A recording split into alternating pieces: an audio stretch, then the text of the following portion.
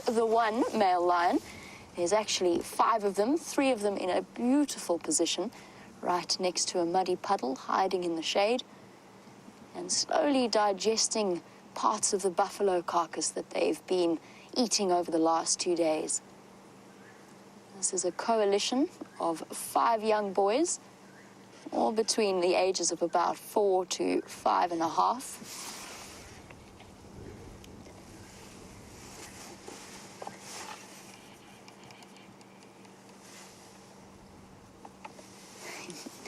I'll have a look at the black end of that one's tail that's flicking up every now and again in response to the flies. Now, there's a reason that lions have black tips to the end of their tails, as well as black behind their ears, both in the males and the females. And it's a really great way because black shows up as a color very clearly in the bush. So it's a great way of emphasizing the parts of their body that are so essential in visual communication.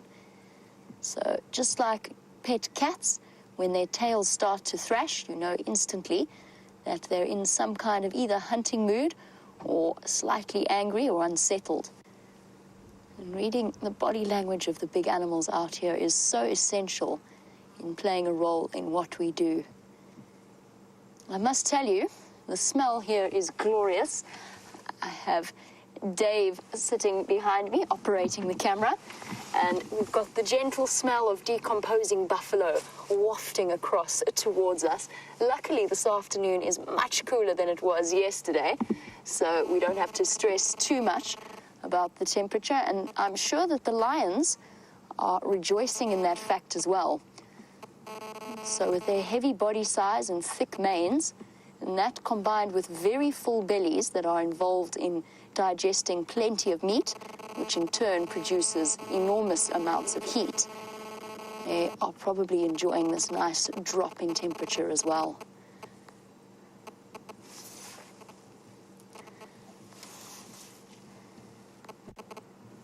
It's something that is quite extraordinary to me. Mrs. Ridge is wondering, because Mrs. Ridge was watching yesterday as well, and she saw us when that buffalo carcass had been killed yesterday morning. Now, Mrs. Ridge, it's something that always astounds me is the resilience of the animals, not just in terms of their digestive system, but in terms of the way in which they heal from wounds. Obviously, they've been building up antibodies throughout their lives. As a cub, they've been introduced to those antibodies through their mother's milk, and then straight on to eating solid, rotting meat carcass at times. So it is an interesting aspect of the way in which the lions operate, and it applies to all of them across the board. I have seen lions eat buffalo carcass that is 4 days, 5 days old, that is totally green in color. It's an incredible thing that they have. And the same goes for the way in which they heal from injuries. They don't get secondary infections very often. In a way, they heal up from wounds that would lay us up for weeks at a time. They are fascinating creatures. All of these lions are covered in scratches and injuries, and nevertheless, they are definitely looking far better. Let's just go and have a quick look at an animal that Brent has found in a completely opposite sphere of the one that we are talking about. So we do have a bunch of little predators here, but reptilian predators, the serrated hinged terrapins.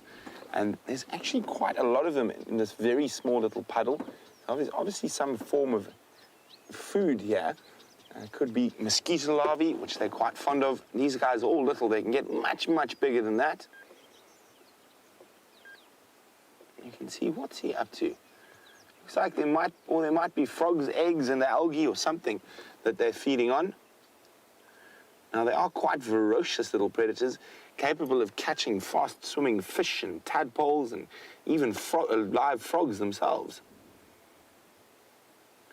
And in the rainy season, you often find them wandering down the road between different pans, especially if they're in a small little waterhole like this that's drying up. They'll utilize it to get as much food as possible before moving on to the next one. There we go. Off he goes. Feeling a little bit self-conscious. So we're going to continue on, see what else we can find, and in the meantime, let's go back to Jamie and the Birmingham boys. Our lions lions are definitely extraordinary and exciting creatures, but they do occasionally, or they do spend most of their time resting and sleeping. I wanted to just go back to Mrs. Ridge's question. We can have a look at the injury between the one facing us, between his ear and his eye. That's just a small example of probably a wound obtained either in the buffalo hunt itself or whilst fighting off his brothers for his part or his access to the carcass. A bite wound like that, you can imagine all of the bacteria that is carried within the claws or within the saliva of a lion. And that's something that will not bother him in the slightest. And I've seen lions recover from really incredibly deep wounds. And in fact, I saw a lioness live for about a year with a broken leg. Every time we saw her, she managed to escape us before we could help her.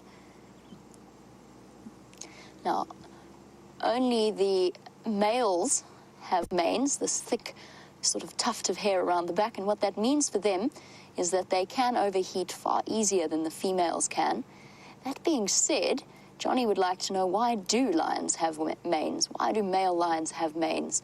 Now, looking at that injury on his head, the life of a male lion is incredibly rough and tumble. They spend a lot of time defending their territory, fighting off other males, and in fact, at times, even fighting off members of their own coalition in order to have access to a kill or access to one of the females within their territory. So that big puffy mane acts as a really protective part that can protect the most vulnerable parts of their neck, as well as any part around their spine where their head joins their shoulders.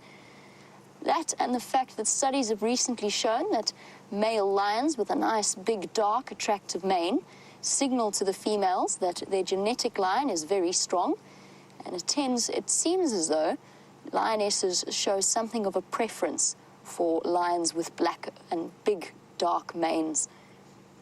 That's not always the case, though. Interestingly enough, females have shown a willingness to mate with any male that happens to be around when she comes into estrus, and that's a very clever system. Oh, look at that full belly.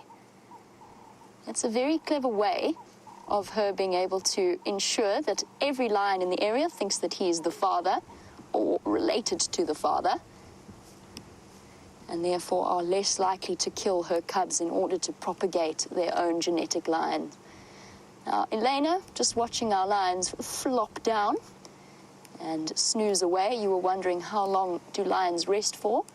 Now, these boys have spent the last day and a half pretty much alternating between doing this and feeding on the buffalo carcass. That essentially means that they can spend up to 22 hours of the day in a prone position. That's not always the case, though. They will spend most of the hottest time of the day sleeping away in the shade, but on a cold day like today, they can be up and about even in the middle of the day, and I have seen lions on many occasions hunt on days where the temperatures are over 30 degrees centigrade, which equates to about 86 in Fahrenheit.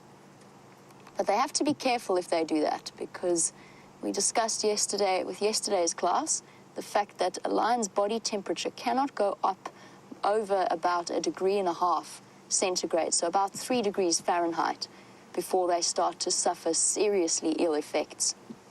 They do spend a great deal of their time sleeping, but they need to conserve their energy, make the use of the meal that they've managed to gain over the next 2 days in order to build up their strength, because their hunting techniques is the way in which they explode forward with incredible amounts of power. Plus, these boys will have to patrol their territories in order to make sure that they are keeping out any other males that might want to mate with the females within their territory. So these boys do actually expend a large amount of energy. It just happens to be a lot of it is at night, and a lot of it could be in one incident, for example, fighting off or scaring off other males. Now, we've got a coalition of 5 here, which is an exceptionally important. If we have a look over here, we've got 3 of them with us. Now, that's been a huge advantage to have 5 members in this coalition. We do have a question about whether or not they ever separate and move off on their own. And absolutely, these boys have a territory of close to, I would say, about 8,000 hectares, which is about 8,000 soccer fields that they have to patrol. So, Leia, you were wondering, do they ever go off on their own? Yes, they do. They're very common to see. Naya. You were wondering whether or not they ever go off on their own. Well, you can imagine. Sometimes the company of your 4 other brothers or cousins gets to be a little bit too much, and by splitting up, they can cover more ground. With this particular group of 5, it seems as though they regularly split into a group of 2 and a group of 3. That seems to be their general approach to moving through an area. Lionesses, on the other hand, will only be off on their own if they are looking for a mate, or if they are going off to give birth. Now, Ben, this must be an extraordinary thing to witness, with us sitting probably about, I would estimate, 12 odd feet away from the lions between us. That's the space between us and them. You're wondering, how can we be that close without disturbing them? Ben, the only thing they did when I drove in here was to lift up their heads and then put them back down again. Now, in an area like this, every single animal that we see has been born and raised with safari vehicles coming to and from. So within the Sabi Sands itself, it has the most extraordinary history of tourism and conservation combined. And tourism for us in South Africa is such an essential tool in conservation, because it brings in the amounts of money that is needed to keep these animals protected in these enormous wilderness areas. So they've got incredibly used to vehicles coming and going during game drive times. And as long as we respect their personal space, and it's very clear when you might be intruding upon that, which we always try never to do, it is perfectly safe and comfortable for us to sit here. We're not on their menu in any way. Now, I am going to have to leave these lovely lions, but we've got one beautiful animal that is associated with Africa. Brent has found you another charismatic example of an incredible species.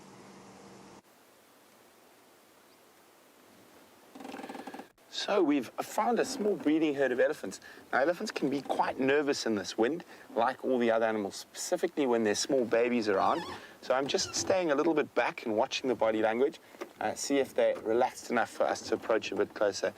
They do look a little like they should be okay, but they are slowly moving towards quite a thick area. I will try and get a little bit closer now.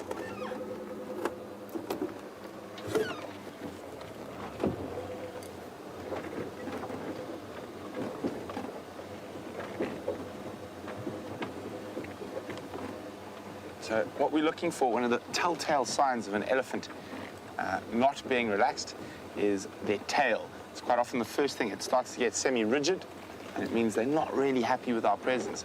So if they show any of those signs, we'll leave them be, let them walk on, and continue with whatever they were doing. Okay, you can already see they're not very relaxed. We're not going to go any closer. You can just see even the tail.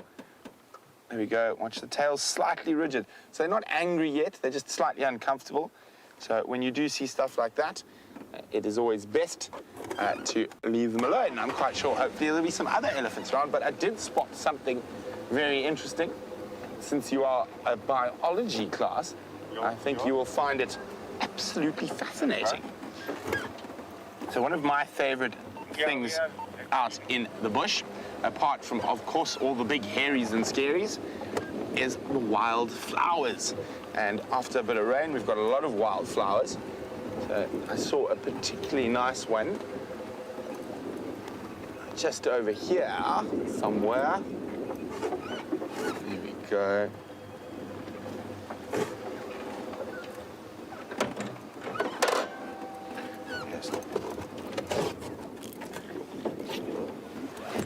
So while I find this flower, let's jump across to Jamie quickly.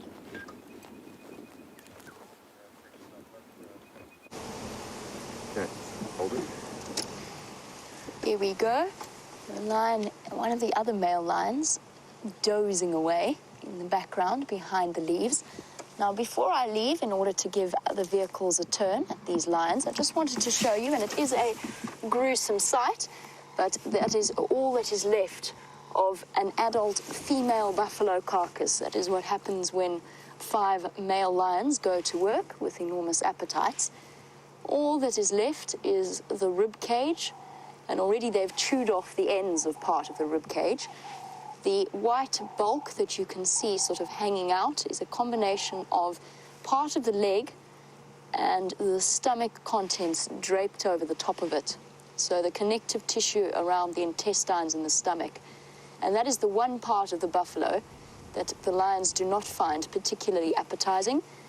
In general, they will pull the stomach out first and eat around it. They're going to go for the liver, the heart, the kidneys, and the lungs. Those are the organs with the most nutritional value. And they've made short work of that. I think that by tomorrow morning, these males will be off on a different mission. Here's the rest of the stomach contents, Dave. Thank you. You can see all of the dried grass that was the buffalo's last meal, as well as the remainder of her stomach on the right there. But she will not go to waste. Once the lions have left, the hyenas will be in to take their place. Time for us to leave and go out and find you other things. And I think that Brent has actually found you something far prettier than a buffalo carcass. So let's have a look at that.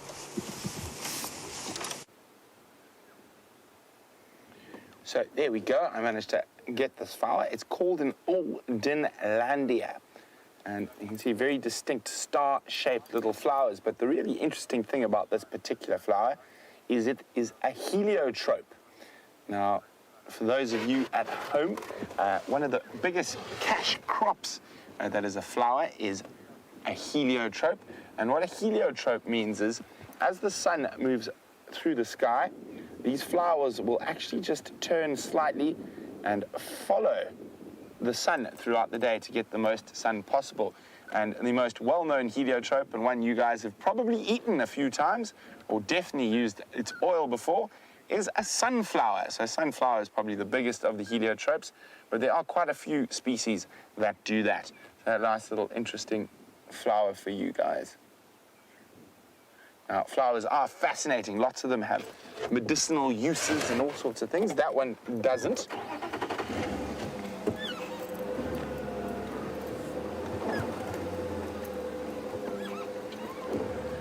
So we just saw those eddies disappearing, and Johnny would like to know, how big does an elephant get? So a very big elephant bull in this area, Johnny, will normally weigh around 6,000 kilograms or 6 tons, and an elephant cow around 3 tons. Now, the largest recorded elephant ever was from southern Angola, and that weighed 9,000 kilograms. Isn't that incredible? So those elephants weigh more than our safari vehicle, even the ladies.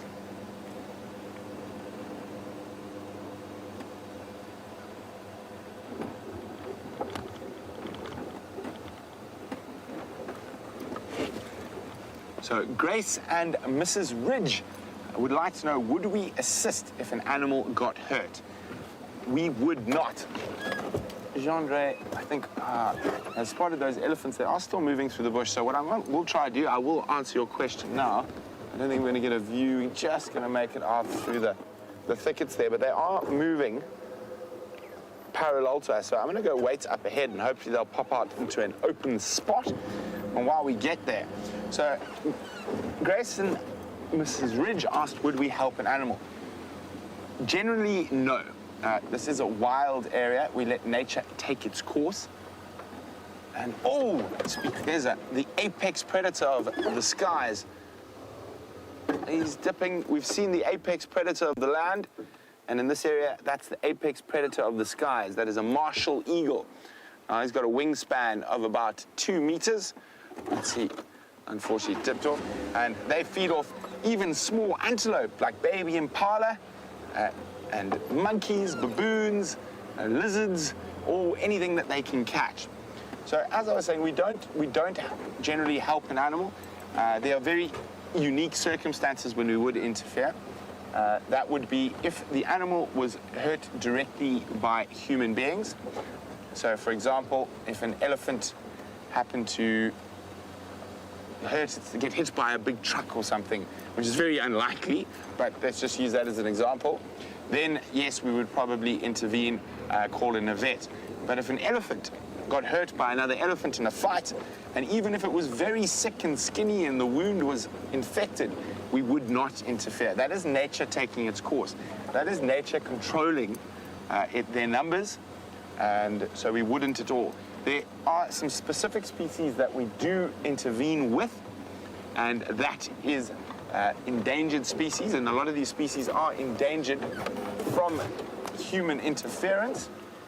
And the two particular species that are most commonly used for would be interfered with is wild dog and cheetah. What is that coming off the ground? Here we go. I just saw a bird of prey. Where's it gone? And came off the... Ah, there we go.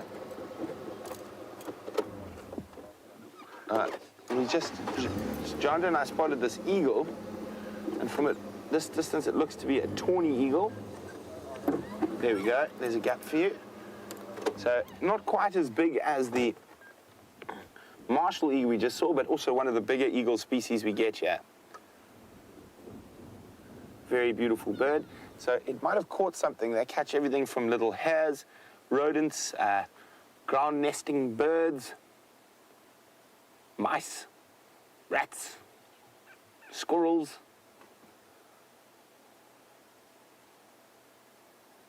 Very beautiful. So they're not too big a fan of this weather as well. It makes it very difficult for them because a lot of the small critters that they like to eat are not as active. So we do have a question there. Is it possible for civilians to go on these safari tours? And it is most definitely. And that is from Mrs. Ridge. So there are commercial safari lodges who will take you on tours. So you'll have a professional guide like Jamie or myself who will sit there and take a group of tourists on a safari to have a look at all nature's wonder. So those Ellies were moving towards this spot, but I don't think they're quite here yet. So one of the ways to try find elephants is you actually try to listen, and you'd be amazed at how quiet they are. Now, the reason they can be so quiet is they've got a really interesting shaped foot. So their feet are basically, they've got toes, just like everyone else, even though you can't see them. Their foot's basically like this. And this inside, there's a big cartilaginous sponge almost. So it's a big spongy thing that can absorb all the weight. So imagine like a massive shock absorber inside the elephant's foot that enables them to sometimes walk so quietly they sneak up on you. But when they're out feeding and spread out, you do hear them, the branches breaking, and they communicate in very low decibel rumbles that can be heard for about 10 kilometers. And it sounds something like this.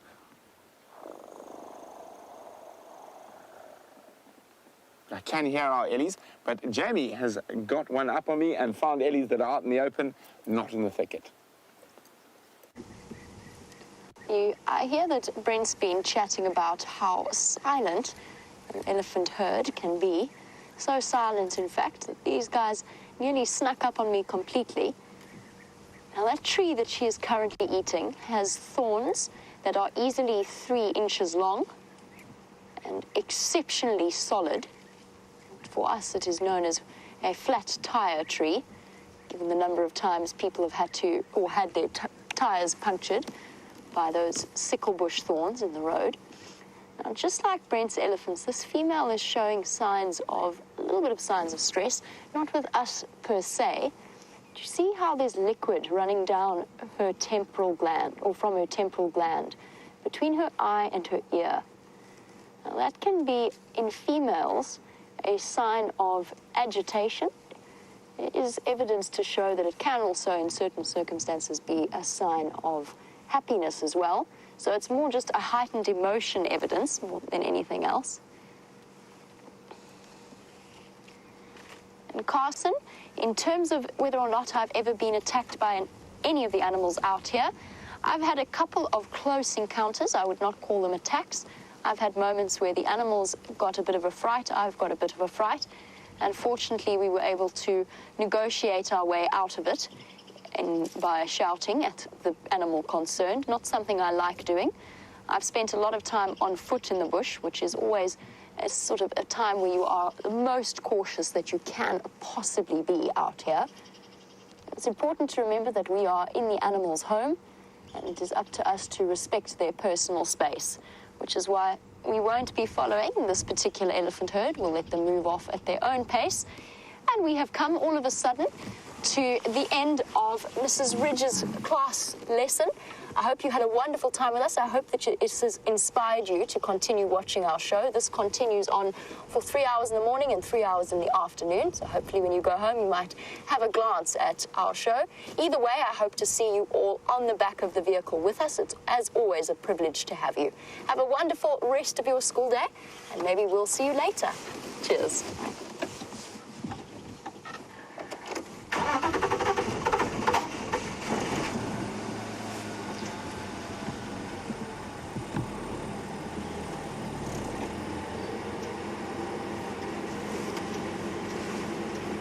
Alrighty, well, I heard a squirrel alarm calling up the tree somewhere.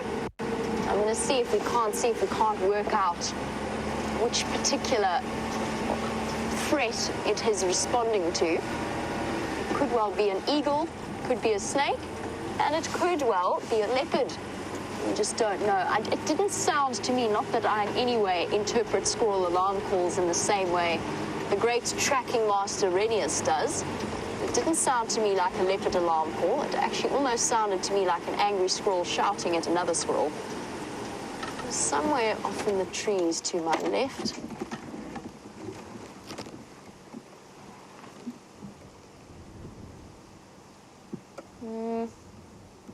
Quiet now.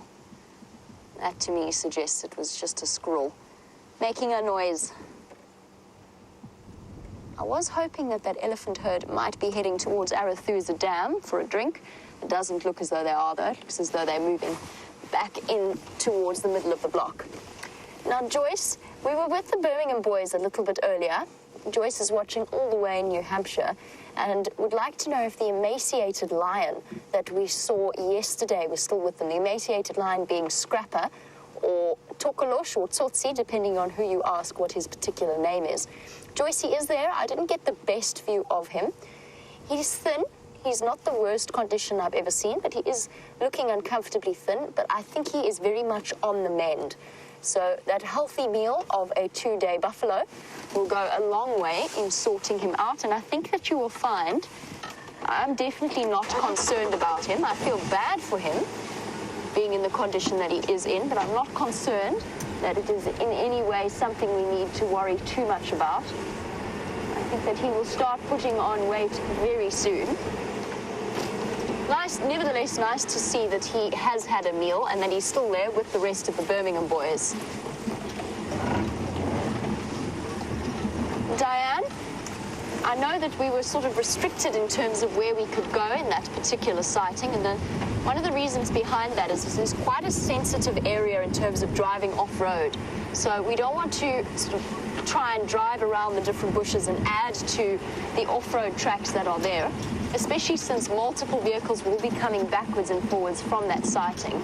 That being said, you were wondering, were there 5 Birmingham boys there or only 4? There were 5. The 5th was quite far in the back behind all of them, lying up underneath a tree. He was just behind Scrapper. So he was there, all 5 still there. And I think you'll probably find, given the amount of meat that's left on the buffalo, that and the fact that the Birmingham boys are renowned for abandoning their kills when they are not quite finished. And I think that you'll probably find they'll be gone and split up by tomorrow. And it just remains to be seen which way they're going to decide to go. I'm still convinced, well, I'm no longer convinced about anything because Karula just made an appearance at Buffelshoek outside north of our boundary.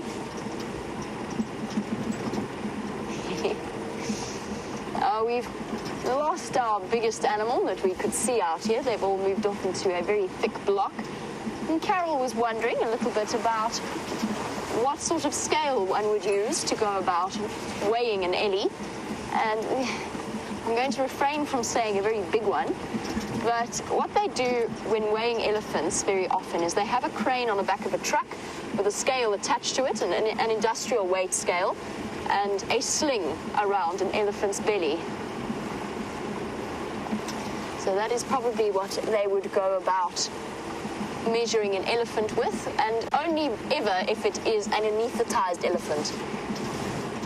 I would not be brave enough to ask an elephant cow if she would mind stepping on your average bathroom scale.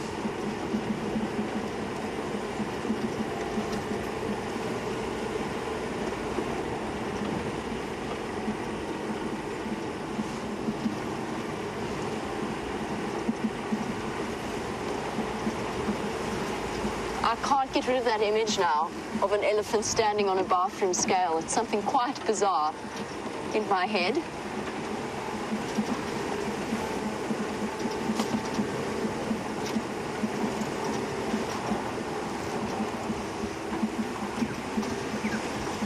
But real elephants have curves, so I think that elephants would be perfectly comfortable with any kind of weight they might exhibit. I'm just having a look at this water here.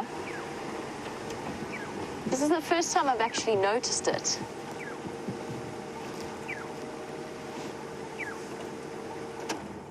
Interesting to see how much rain has spread through Arethusa. Arethusa is a giant seep line, or at least a lot of Arethusa is a giant seep line. This is where the waters are pooling around the corners of the creek systems. And this probably, you find this was probably flowing when we had those big rains, flowing all the way from this thick vegetation across the road through stormwater pipes and down into this drainage line system, which is very close to where Shadow is rumored to be sheltering her cubs. It would be incredibly interesting to be here to see it. Ooh, windy. It's okay. You're gonna be okay.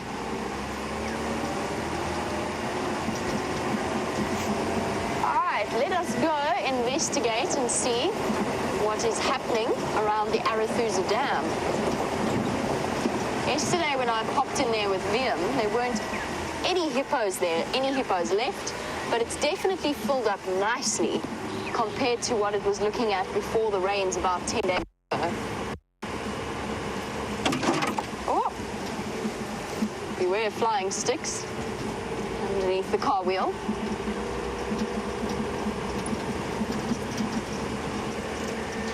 It's so amazing how the vegetation has filled out. Being able to, I mean, 2 weeks ago, we could see 50 meters into the bush in almost every direction. Now we can barely see 10 or 15.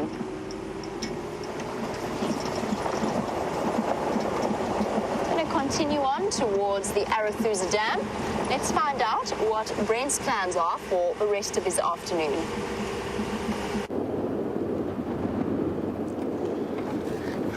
So I heard Jamie just told you about Karula being in Buffelshoek, and I had a word with Taxon and asked him to keep an ear out and let me know whether she starts heading back to the south or the west. So fingers crossed.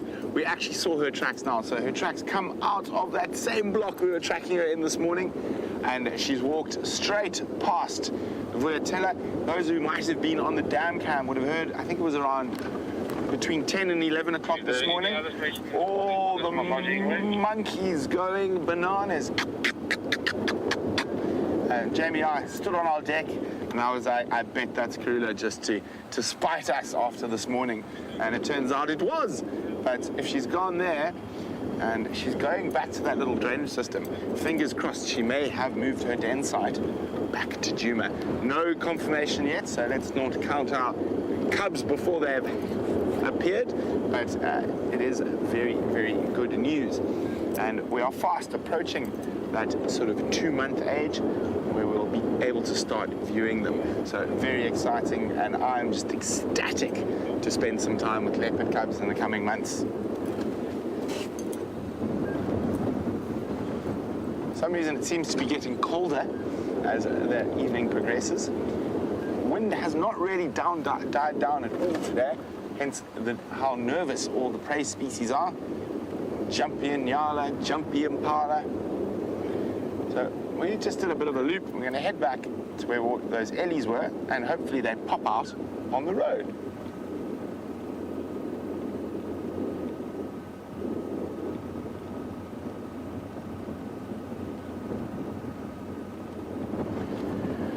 So Seabird says lions must have such a different digestive system to not get worms when they eat that rotting meat. Well, Seabird, lions are literally full of worms. Tapeworms, fluke worms, liver flukes, and that's one of the reasons you never ever touch carnivore dung. The worms will happily migrate into your digestive tract, so very important to be very careful when touching carnivore dung and deworm regularly when living out in the bush.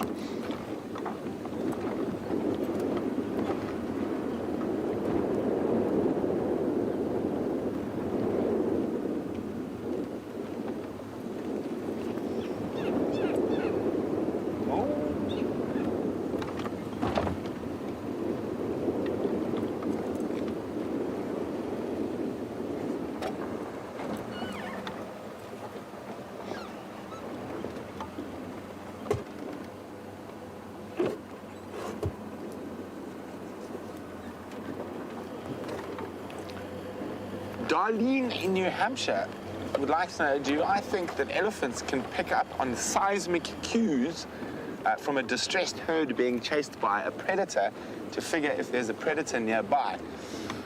Wow, Darlene, I personally don't think so, but still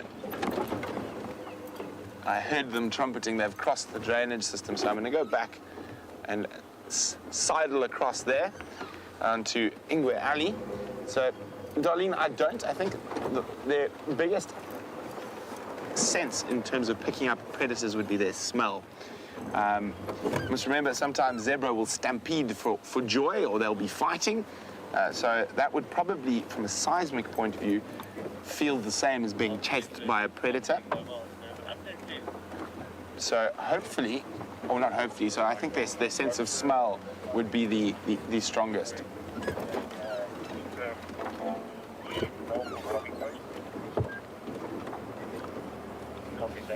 Do you know if any Luma vehicles are on the lookout? So I heard the Ellies down here.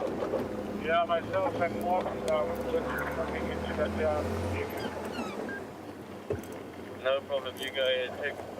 I just got to be on the radio for a second. Mark, there's a breeding out of Ellies on that little 2-track that runs from Philemon's Dip through to Twin Downs. No problem at all, you carry on. I'll go later on. I'm just on bubble, so you carry on. So there we go. I thought those Ellies were around here. I'm just trying to let Mark know. Mark, there's a breeding out of Ellies on the 2-track that runs between Philemon's Dip and Twin Downs. Thanks, Brent. Appreciate that. So I would have said it sounds like anywhere from here forward. It is difficult to listen properly with this wind bustling about.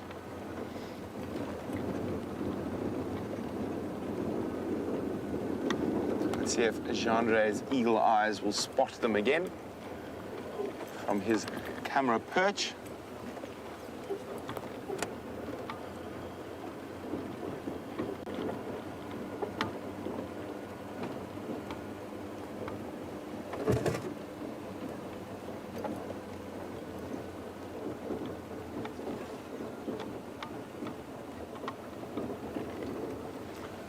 So Valeria in Massachusetts would like to know, since I was the first to find Karula's cubs, will I also be the first from Wild Earth to view them when it is deemed appropriate? Valeria, I wish it worked that way. No, whoever actually is out on the day and happens to find her or find where the den is will be able to view them. So we're not going to say I have to, although I think that would be a very good rule. But no, it'll be whoever's out. Okay, so I think those eddies might be still in these thick drainage systems here. So I'm going to do another loop around this block. I'm just going to keep quiet and listen for a second.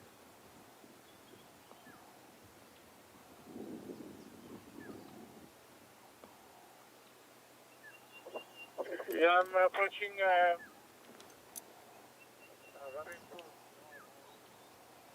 Here we go. I just heard a branch break. So it actually seemed like they're in the little creek or little dry river system. So we'll just loop on around.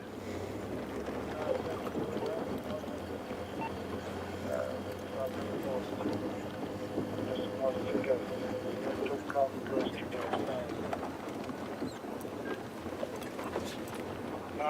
so then, like I checked, rubbing coat there. So, Lee Pad tuned in a little bit late, and we have been chatting about Karula and her cubs. So, she hasn't been seen near her last den site on Little Gowrie for about 3 days and no tracks. And we've had tracks of her for now 3 days on Juma. So, I think she might have moved her den back onto Juma. We can only hope. And she is fast getting close, or the cubs are fast getting close to that 2-month age where we are going to be able to start viewing them. So I said I'm very excited about that. She has been found already, this sunset safari, just north of our boundary in Buffels Hook. And I've asked the guys who are there to keep an eye out for me in case she starts heading back towards Juma. Now, remember we've seen impala and we've seen everything being very tightly bunched. Oh, and very jumpy. And there we go. These zebras were almost standing in a huddle.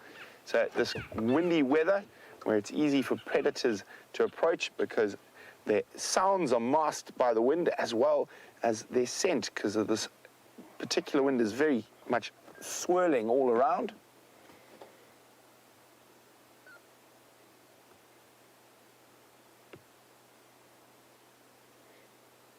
Is it more open? There we just go in now. Still fixed up.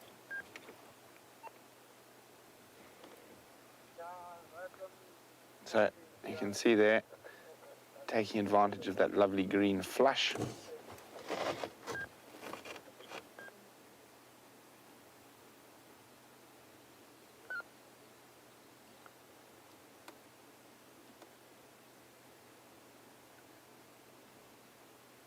And that is the stallion Jean-André's got shot in the moment.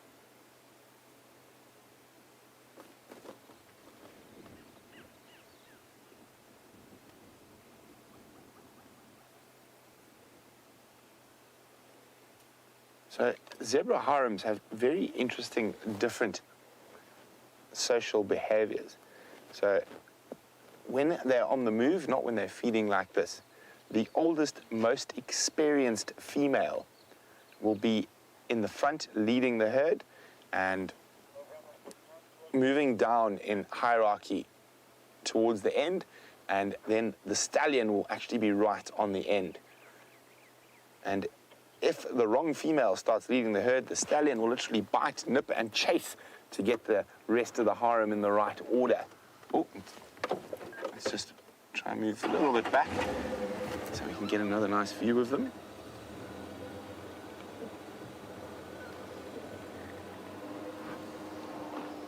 Say when? There we go. So staying in tight, knit little groups with the wind.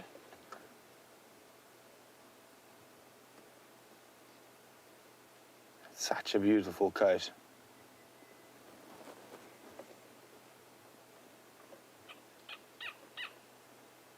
And yeah, that very unmelodious call of the grey go-away bird up above. Ooh, ooh, ears back. So those of you who know horses, when you see ears back, you're normally in for a bit of trouble. Some nipping, kicking, possibly.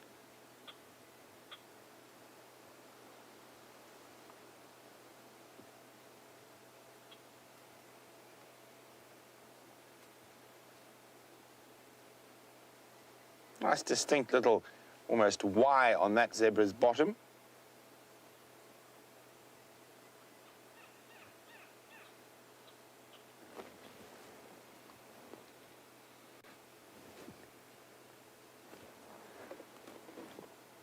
There's that Y on that mare's bottom.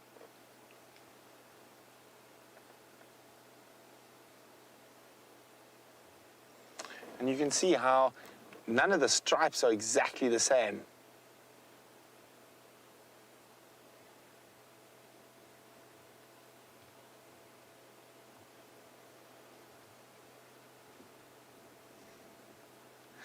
Cat in Tampa says, wow, what a drive so far. Male lions, elephants, zebra, impala, reptiles, birds of birds of prey, wildflowers. It's all happening out here at Djuma. Well, thanks very much, Kat. We do try our best. So as zebras look like they're going to move off into some slightly thicker bush. So we're going to leave them be, see if we can catch up with those ellies again.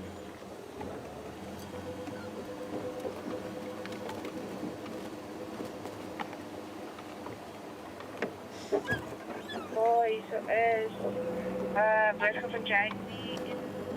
Lee Pad is wondering, why do you often see zebra and wildebeest together? Now, this is a very interesting association, and the main reason is because they don't compete for the same food. So wildebeest is a very finicky feeder, so it only likes very short grass and only certain grass species, where zebras are bulk feeders. So the zebras just munch, and they keep a lot of those species of grass that the wildebeest really like very, very short. So the wildebeest can then go pick and choose what they want to eat after the zebras have passed through. There are other reasons, of course. The more eyes, more ears, less chance of being, or more chance of spotting a predator, and also the more numbers, the less chance of being eaten. Sorry, I'm just going to listen to this quickly, guys.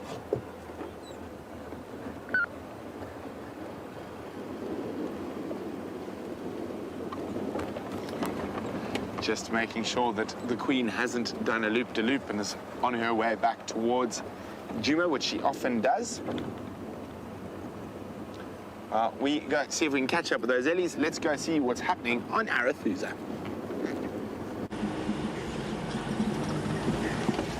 It's amazing to see how quiet it is here at the moment. It's a product of, I think, this windy, cool weather. Most of the animals have somewhat gone to ground, if I could describe it like that. It was interesting to pay a quick trip, though, to Arathusa Dam. It's looking nice and full. Just a couple of Egyptian geese and one fish eagle that flew away as soon as we got there.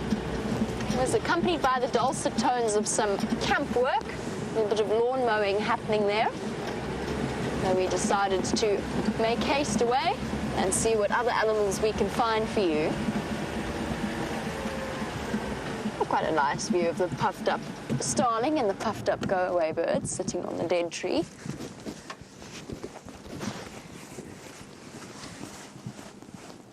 All of the birds chirping away happily this afternoon, but nevertheless looking a bit chilly.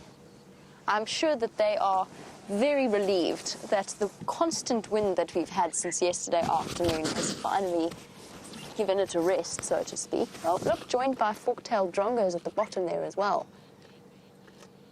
You see, that's a really pleasant tree for them to be sitting on. Go down a little bit. Here's the fork-tailed drongos. Oh, that was the starling swooping off. I think we've just happened to have stumbled upon a bird feeding party.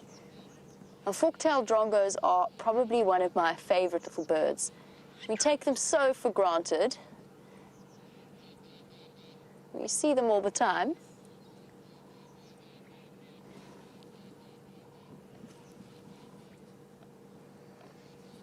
Now, watching the birds flutter about and feed and sound fairly excited at the number of insects and the seeding grasses, Zumi Mike was wondering, has there been enough rain late in the growth season, or has there been enough growth in this late growth season with the late rain to last us through the dry season?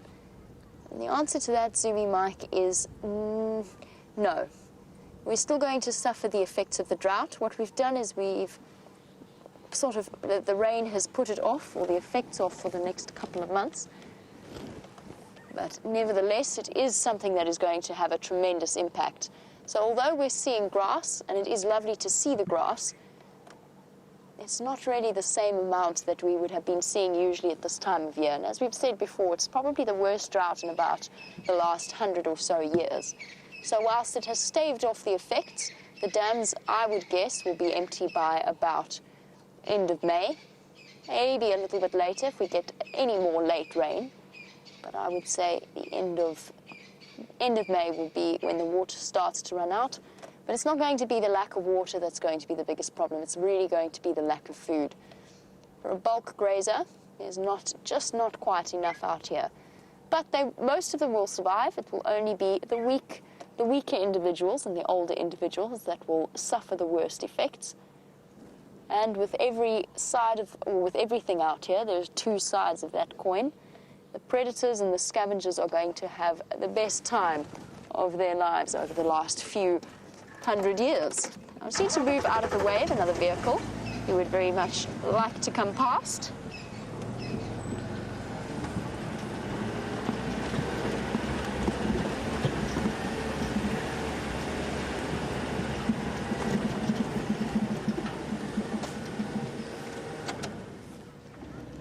Now, there's a really interesting question from Ellen in Arkansas about Karula. Now, you might have heard me briefly touch on the fact, and I'm not sure if whether Brent has mentioned it or not. I'm just going to say a quick hello. Hello. Hi, guys. Bye. The fact that Karula emerged on just outside one of the landowners' lodges up on Buffelshoek, which is incredible because we were tracking her this morning and we were not far behind her. But Ellen in Arkansas was wondering, because we suspect she might have moved her cubs back towards Djuma. Ellen was wondering, will she reuse a den site if she thinks that it's a suitable one? Maybe, quite possibly, but I don't think so. I think she's got lots of different den sites in mind, and she's just going to keep the risk of any other predator finding them to an absolute minimum. As with anything, the longer a little living animal lives in a certain place, the more their scent will build up around that place. So she'll want to make sure that she keeps moving them regularly, along with wherever she wants to be, and also wherever she happens to make a kill. If she makes a particularly large kill that is very far away, she'll drag it up. If she drags it up into a tree, she'll go back and move the cubs not to the kill itself, but she'll move them a little bit closer so that she's able to move between the two. Now, she could reuse her den sites, but not in the same way that spotted hyenas do. But she'd definitely have den sites in mind from previous litters of cubs that she's had, that she will return to if she finds herself in that area. Now, at the moment, I'm on northern Safari Donga, making my way back towards Vuyatela, towards Djuma, just dodging some of the other vehicles in the area, making sure that we check different roads as we go along. It's that system of drainage line that runs on the eastern side of the Arathusa Dam. Now, Shadow is rumoured to be denning her cubs in this area, not this drainage line that I'm at now, on the southern side, so on the other side of the drainage lines. Wow, look at this. It's a positive, veritable waterhole. Look at all that water in this drainage line. Well, that's a first for me. This was completely dry when I first started working here. And it's actually flowing. It's a river system almost that is flowing. It's dammed up against the road and the tree mulch. But if we have a look on the other side, I've always looked and been fascinated by this drainage line, but this is such a pretty little setting. Underneath the leaves of a large green boerbean tree. Positively idyllic. And if we have a look here on this side, you can actually see the water flowing out a bit and further down the drainage line. That's very nice. Now, this is the sort of thing that we should have been seeing if this year had been a normal rainfall year. Now, something nice to note. I'm going to stop and have a look at the different ones, but the grasses have all got their inflorescences growing for the first time that I've seen properly this year. I've seen one or two, and what I mean by that is their reproductive or seeding parts. I've seen a couple of love grass that have been seeding, and some Natal part the grasses have been relatively reluctant, or probably more like better phrased as being unable to produce enough or to get enough nutrients in order to produce those reproductive parts of them. So that's also one aspect of this rain that we've had over the last few days that is really nice to see.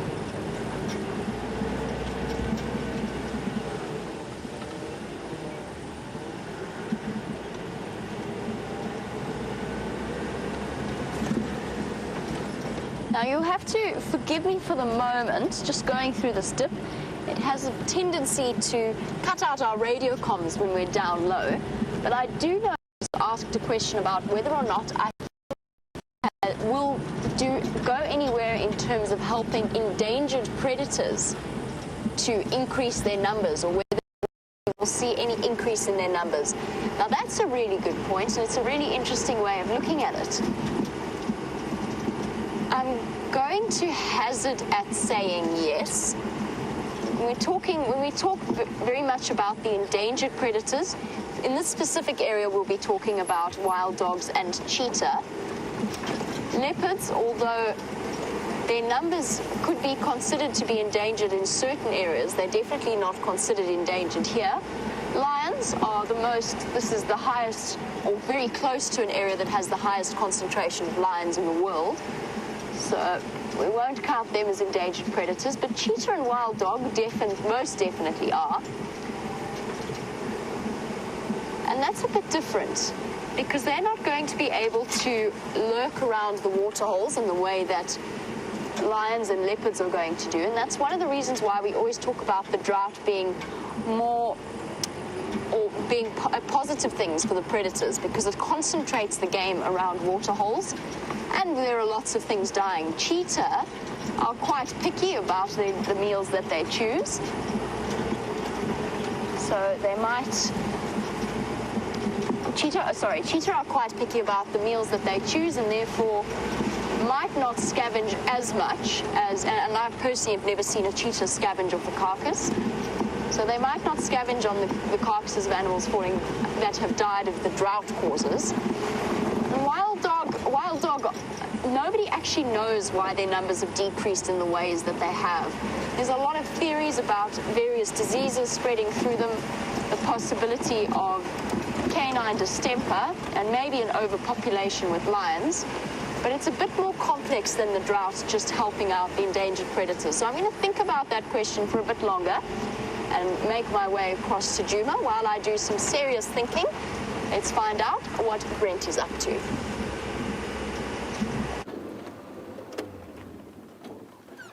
So, welcome back. I found a very noisy bird. It just stopped calling, but when we're close up to them, you can actually see how pretty they are. We have the Natal Franklin here, and it's a little pair, and I'm trying to see... Where's the other one? So that is the female from what I can see, and then there is the male. Now, the only real way to tell the difference is if you look at his feet. You see those two real sharp spurs sticking out the back of his legs, and those are used for fighting, and they're actually really, really strong. Oh, he's cleaned his beak there quickly. So, Natal Franklin. Oh, peck, peck, peck. So they'll eat insects as well as grass seeds. So this is our second most common Franklin species we get here on Juma. The most common being the crested. And then probably Brent, you'll see right Koki. opposite Tambuti Dam on your side. There's I'm not sure if it's Slampian Nyari or just the number of other boys. Copy, thanks very much, yours. So, another little bit of an exciting adventure we're off on now. Aubrey has just let me know that there are male leopard tracks around. So, and they were heading east down the fire break.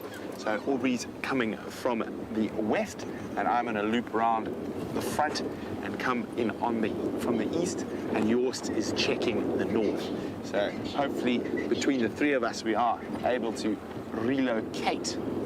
Now, Jen in Minnesota asked a very interesting question about the drought. Would a drought help the endangered species such as wild dog, or particular predators, such as wild dog and cheetah, bounce back from being endangered?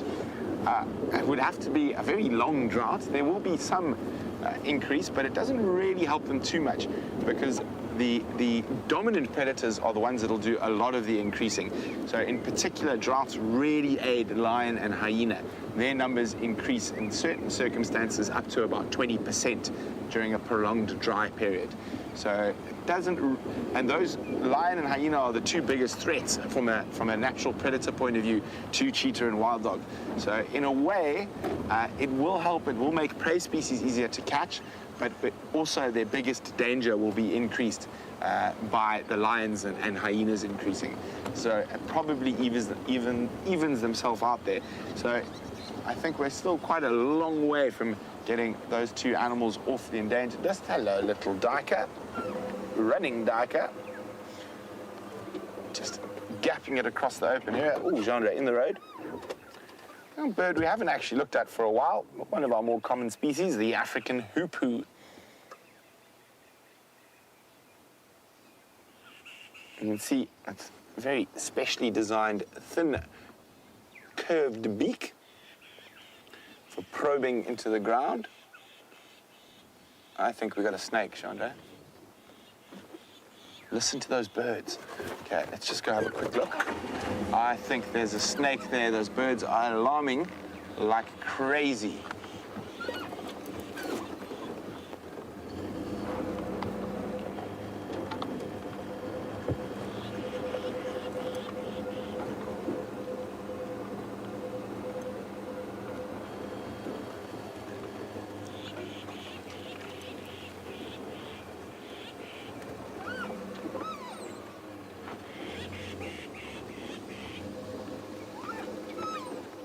So let's just check in this thicket carefully.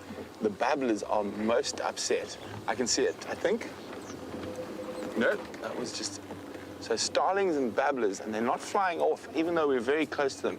So I'm probably about 90% sure that there is a snake in this little thicket. Now, let's hopefully the birds show us exactly where it is. So, yes, he does look like quite an angry babbler. You must watch, because the babblers will often dive bomb a snake and peck it.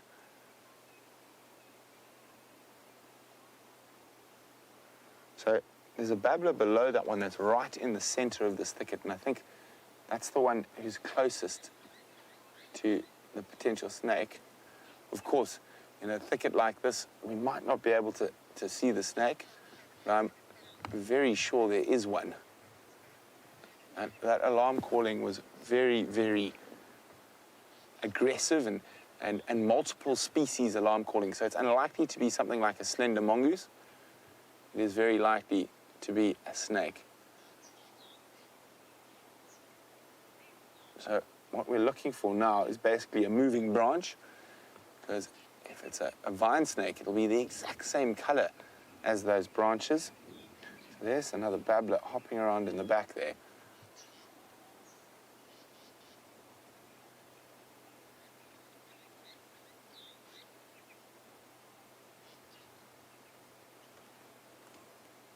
Come on, guys, attack it.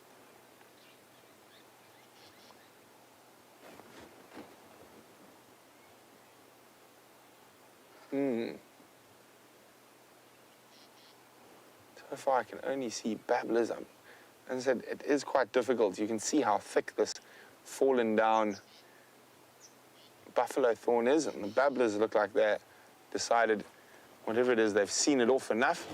I'm going to reverse very slowly, just try and pick up a bit of movement. Also, here comes the rain. I think we're going to have to put our covers on.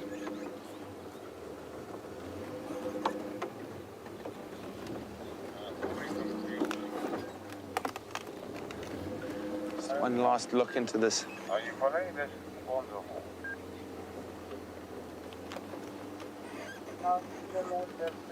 Well, one of a snake's best defenses is to keep dead still.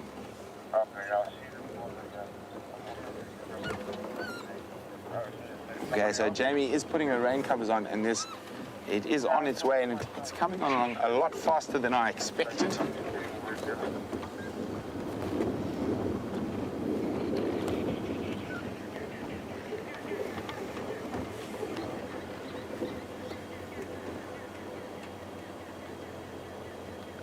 Eddie says, what type of bird was that? What type of Franklin was that? It's not on my Kruger bird app. It should be under Natal Franklin or Natal Spur file. Have a look. I'll show you now. And I'll see which one it is, because I think the names should add up. Let me just have a...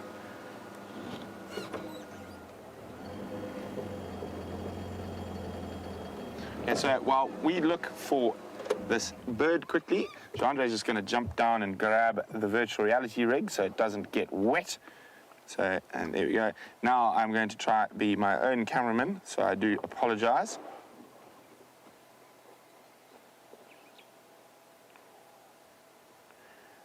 And there we go, we're onto it there. And there we go. It'll be called a Natal Spur file on your app, probably. Here we go. Jean-Andre is back. We'll, if I move it any closer, unfortunately, it'll become out of focus. So Jean-Andre is back, so he'll zoom in for you there. And where's my... Why are we not hearing him? I don't know what's going on. Play the sound machine. Well, this looks like sometime technology lets you down, but there it is. Very pretty spur file. Okay, let's have a look. We are causing a slight traffic jam, so let's move on, and I will... Okay, so we're gonna have a quick rush to put our rain covers on. And while we do that, let's jump on board with Jamie. We've just put on our rain covers as well.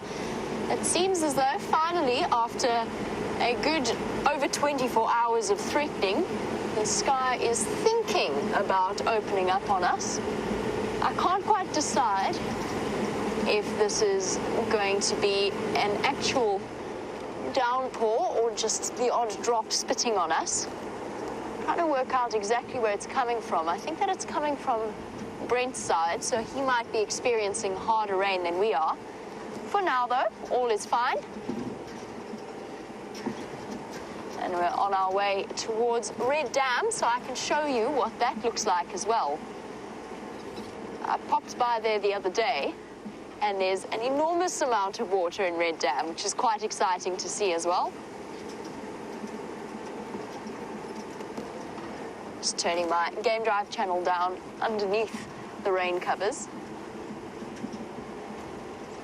Up there, there's a little bit of drizzle coming down. Everywhere I go, I'm seeing more and more work on these termite mounds. The termites are loving the rain at the moment. Look at all of this fresh dirt that they've layered on this mound.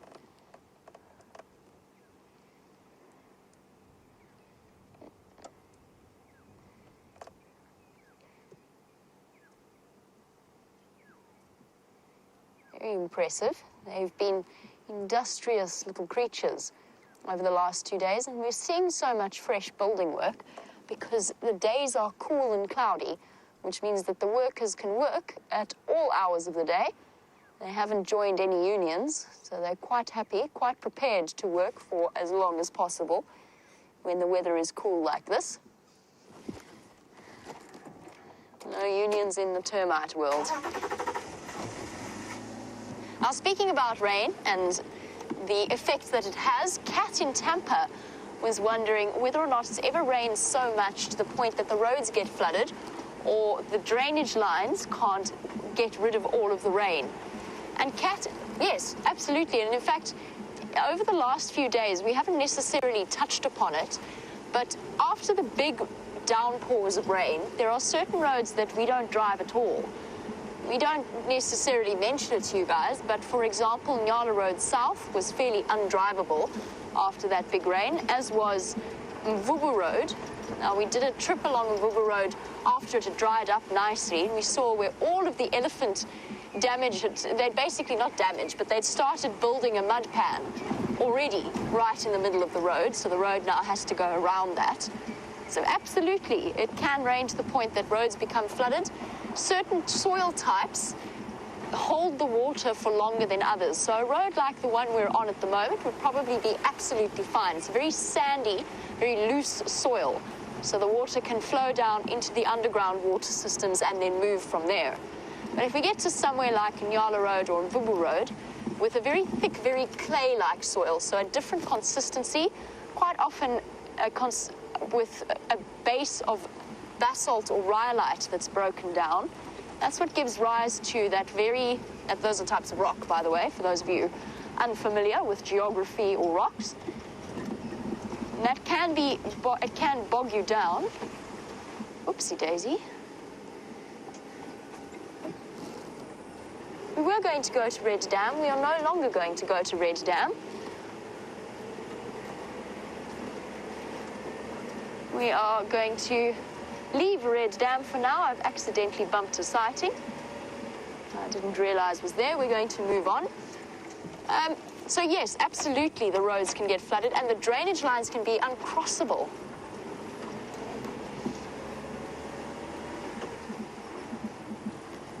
Now, Iggy was wondering about the nearest constantly flowing river to Djuma.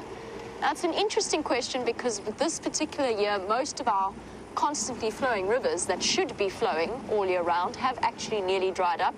I was shocked when I went to Oliphant's camp in the Kruger Park, which now looks completely different, but at the time there was barely a trickle flowing along. So I'm trying to think of our nearest permanently flowing river. The Olifants is definitely one of them. Further to the south, in the Sabi Sands, the Sabi River is probably our closest one. The Sabi Rivers, they've experienced a little bit more rain to the further south, so that's been flowing the whole time through this drought and is now actually almost at flooding point. Many of you will have seen the pictures from the Kruger National Park itself with roads that are completely, when there was that downpour, that were completely uncrossable due to the amount of water flowing along those rivers. The Sabi River, one of the biggest rivers in the Sabi Sands, makes sense. The name seems relatively self-explanatory. It's a beautiful river. Having been there, rocks and pools and the most extraordinary big trees. Definitely one of my favorite rivers to drive close to or drive along. The Sand River is also usually flows. And that's also a very, very attractive river. And when we were in Kruger, just chatting now generally, not the closest river, but just chatting about rivers generally, Brent and myself went all the way up to the north around the Luvuvu River, which flows into the Limpopo. Now the Limpopo, the great grey-green greasy Limpopo of legends, the division between South Africa, Botswana and Zimbabwe, it's always been considered to be one of our largest rivers, and it was essentially in places completely dry and in others just a couple of large pools that were left. But the Luvuvu was flowing strongly with the most extraordinary large jackalberry and leadwood and inyana trees.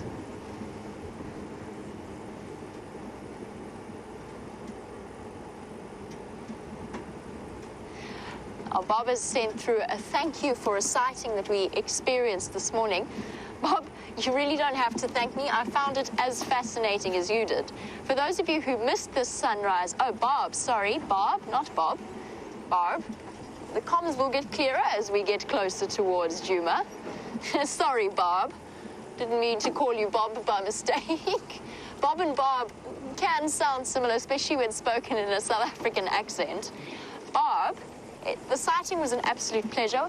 For those of you who missed the sunrise safari, it was a sighting of a male dung beetle, and we watched it from essentially start until the action was over.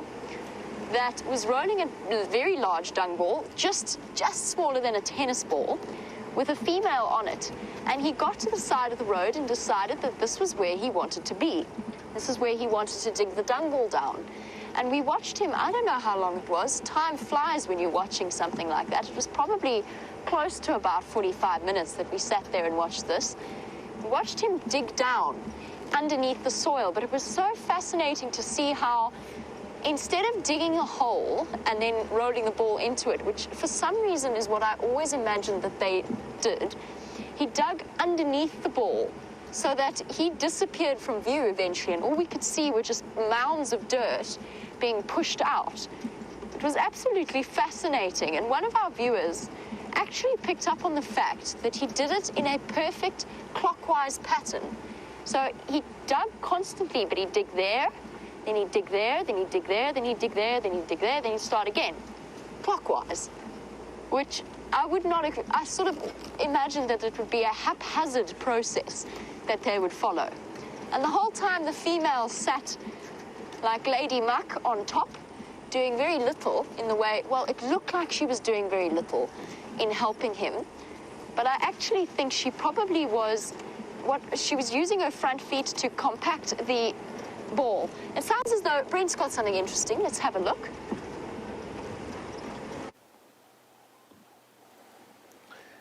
So we have a lone wildebeest bull who's going to be defending his little patch, waiting for the females that should be moving through for the rut in May. So impala, wildebeest, and strangely enough, warthog will be the guys competing for ladies in the next month or two. And we are now in that area. So those leopard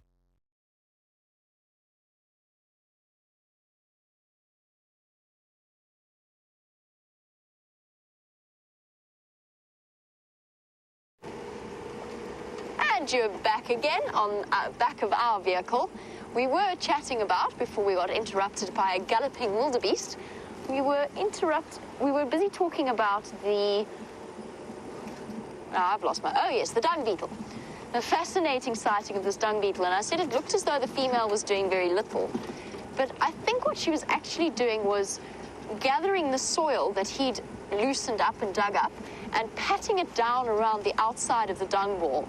Now, whenever I've found dung beetle balls that have been dug up and opened up, usually by honey badgers, the dung ball is surrounded by a layer, and if the dung ball is about this big, it's surrounded by almost half of that in soil, in compacted soil around it. And I wonder if that wasn't what she was up to, was sort of securing it for her youngsters. I've been trying to do some research, and I will continue to do some research as to whether or not, because towards the end they both disappeared underground and the soil layer was completely on top, and it was at that point that I left because all of the action was over and there was no movement from the two of them. And I assume that is when she is actually underneath laying her eggs, but I don't know for absolute certain.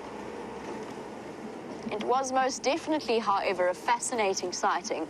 And sitting and watching something like that, whilst it might not be a lion and it might not be a leopard, is nevertheless fascinating just due to all that you can learn about the different little species out here. It's one of the things that I find most interesting. There's so much to learn, you just have to stop and look at it. Even with an impala, we see them all the time.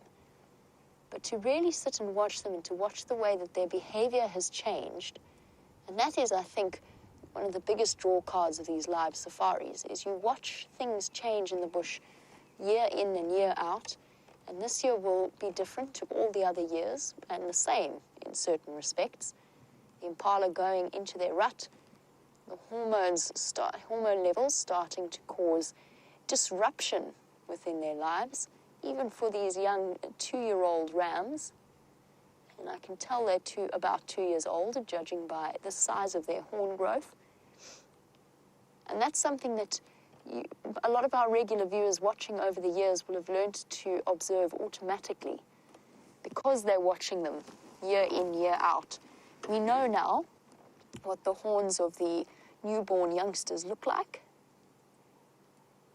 We've seen the speed at which they grow, and that gives us a rough age for a youngster like this. Now, unfortunately for him, his hormones levels are going to go flying through the roof. But with tiny horns and a tiny body size like that, it's going to be another year or two, probably closer to 2, before he has an opportunity to compete with the larger rams for access to the females. And unless he's particularly sneaky, he's just going to have to exercise off his hormones by play fighting and sparring with the other young males in the bachelor groups. Now, at the moment, we've got enormous herds of impala gathering together. Just over the last 2 weeks, we've seen herds of up to 50, 60 individuals, if not more, depending on who's hiding behind the bushes. And they're gathering together in large sort of mixtures of males and females, but the males are starting to chase each other around, and soon we're going to see more and more bachelor herds, just like the one we've passed through, most of them hiding off in that thick vegetation. But we are going to see more bachelor groups as we go along. And those are the sort of things that you can look out for. If you're joining us, if you're jumping on the back of these safaris for the first time, or it's your first few weeks of watching them, little observations like that, the way that the impala's behavior has changed, the way in which the bush has changed since the rain, can give you all kinds of a deeper understanding into the life out here.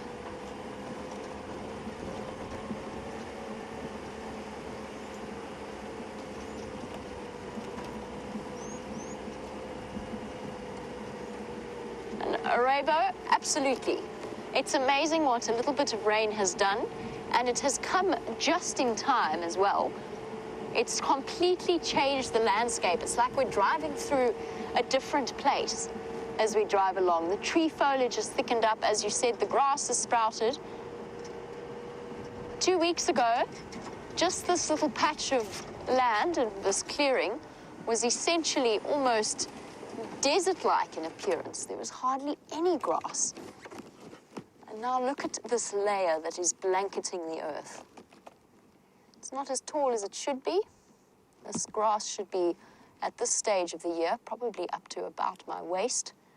Maybe that's a slight exaggeration, but at least up to above my knees. And not quite where it should be, but nevertheless, something very pleasant for us to stop and have a look at. What's interesting about this area, and I've only just really picked it up, and I don't know if I'm only just registering it now. Magpie shrike flying away. Oh, there's one in the weeping wattle. Those magpie shrikes, can you see it there, Dave? It's in the tree right in front of us. Keep going. Perfect. Thank you. This group of magpie shrikes live here. This is their area. And there's about 5 of them that I see every single time I drive this road. They're like a constant sighting that we always have here. We're going to continue on towards the hyena den before it gets too dark, and I do want to see if they have moved. In the meantime, Brent has got a very large herd of buffalo wandering across the road. So let's have a look at that.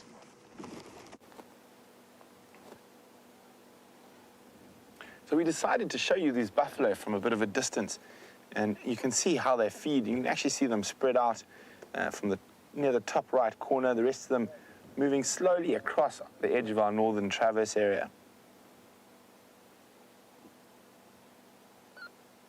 It's quite an interesting view. So we're probably about, how far you reckon, Jandre? 800 meters? 790 is what Jandre reckons. So very nice, just to give you a bit of perspective. There we go, you can see the undulating hills of the Sabi Sands. Quite often when you drive around, you don't really get the impression of how undulating this part of the world actually is. Okay, let's go get a bit closer. Hopefully they all haven't disappeared across to the north.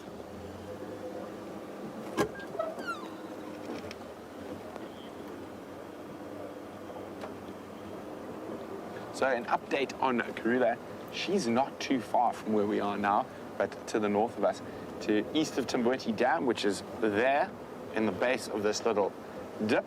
And so I guess she's around here somewhere, probably 500-600 meters in, and she's stalking impala. So we will be keeping a very close eye on what's going, or ear, should I say, on what's going on there.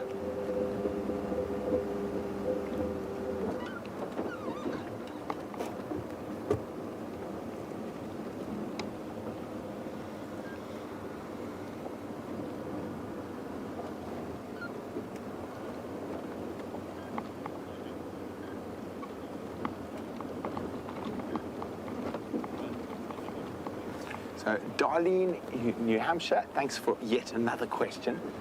Darlene would like to know, when you hear birds singing a song, do they instinctively know how to sing, or do their parents teach them?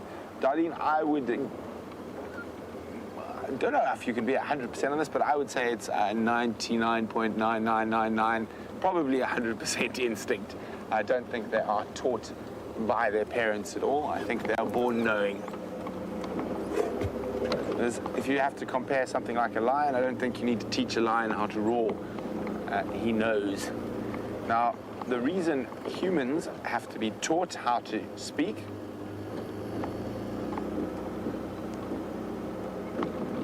okay, so we're going to catch up with these buffalo, but in the meantime, Jamie's got something very cute to show you. Look at this. Isn't this incredible? These two young rams, this is this year's group that are play fighting. So these lambs were born only a couple of months ago, around the beginning of December.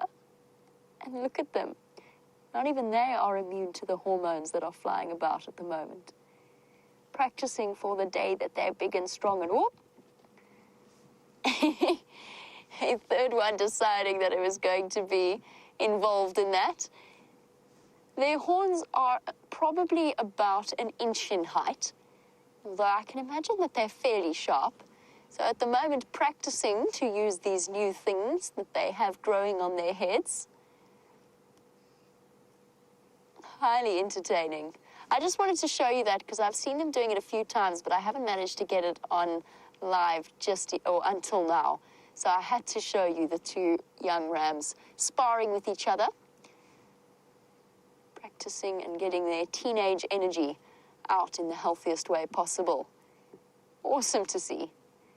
Brent is still with his buffalo, and our impala herd is moving into thick vegetation. So let's go back across to him.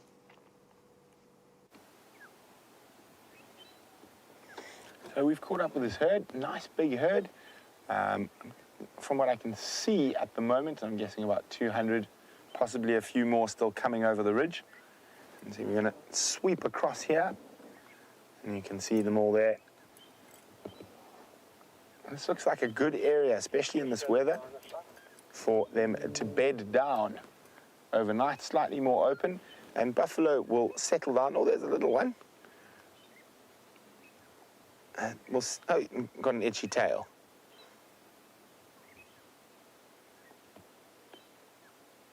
Buffalo will bed down and chew the cud, ruminate for the evening. Oh, very itchy tail. So he's still lucky. When he gets bigger, he's not going to be able to do that.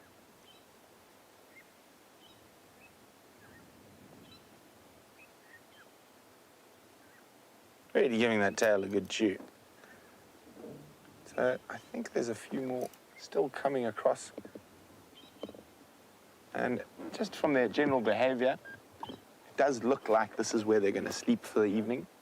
So they will often lie up overnight and just ruminate.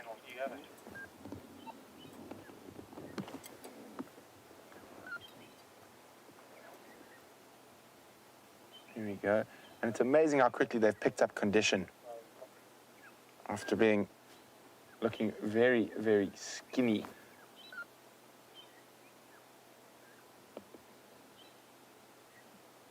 Next one coming across. Let's just pop up to the top of the crest and see how many more still on the Juma side. So I was answering a question. I was elaborating a little bit further for Darlene about why humans have to be taught how to talk, which is very different from a lot of the animals. We've given up our little chemical communications to quite a big degree. So something like the Jacobson's organ. Ours is basically redundant. It's that little hole in the top of your palate. If you put your tongue and sort of suck, you'll feel it there. Whereas animals and things like that are still far more reliant on non-verbal communication or very basic verbal communication, like roaring to say, "This is my place." Here we go. There are still quite a few here. Oh, little one.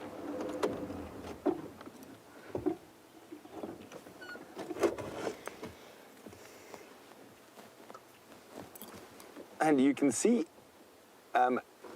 little one has had a pad dropped on its head. So that is quite a common occurrence when you look at little buffalo. They have mom's dung on top of their heads because they're one of the few animals that's able to suckle while moving.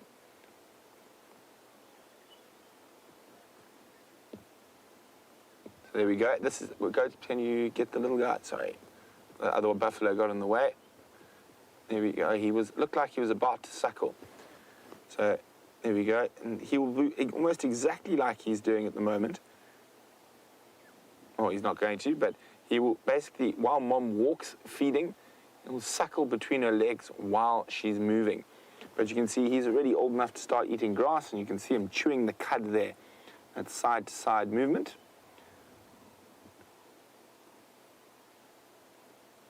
You can see that huge amount of flies around.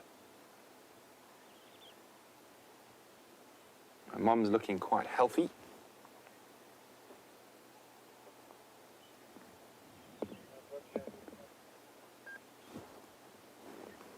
Oh, joy. There's a little buffalo playing.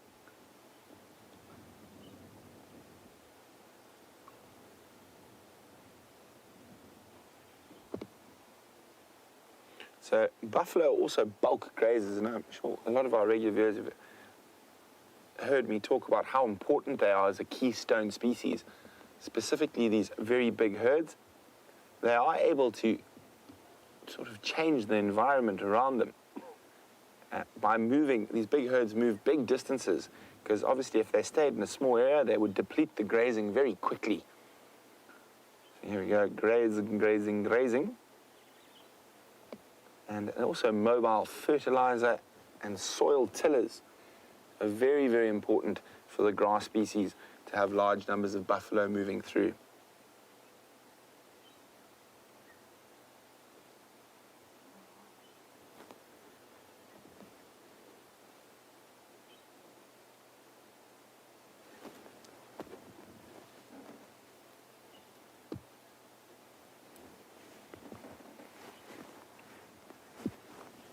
Well, Teresa says she thinks buffaloes look grumpy when they're older because they continually get pooped on while they're babies.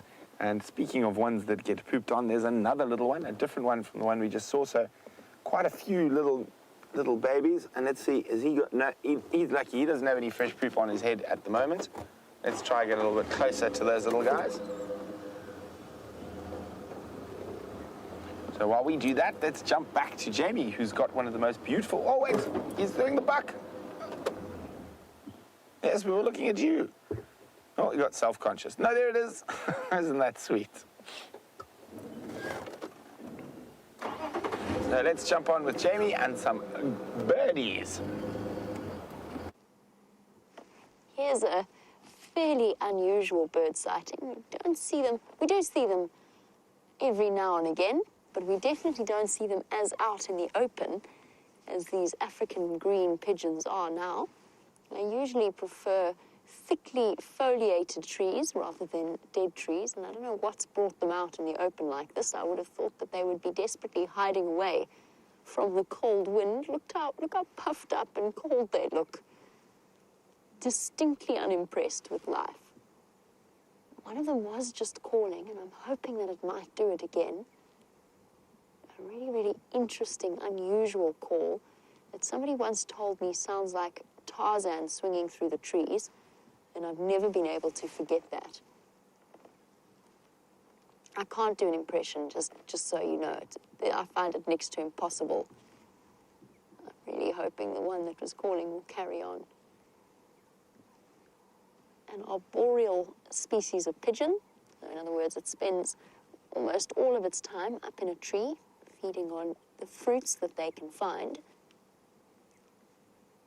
A lovely green in color. And if we look below them, if we go down a little bit, just go straight down, Dave. There's also one very miserable looking crested barbet. Go down a bit more.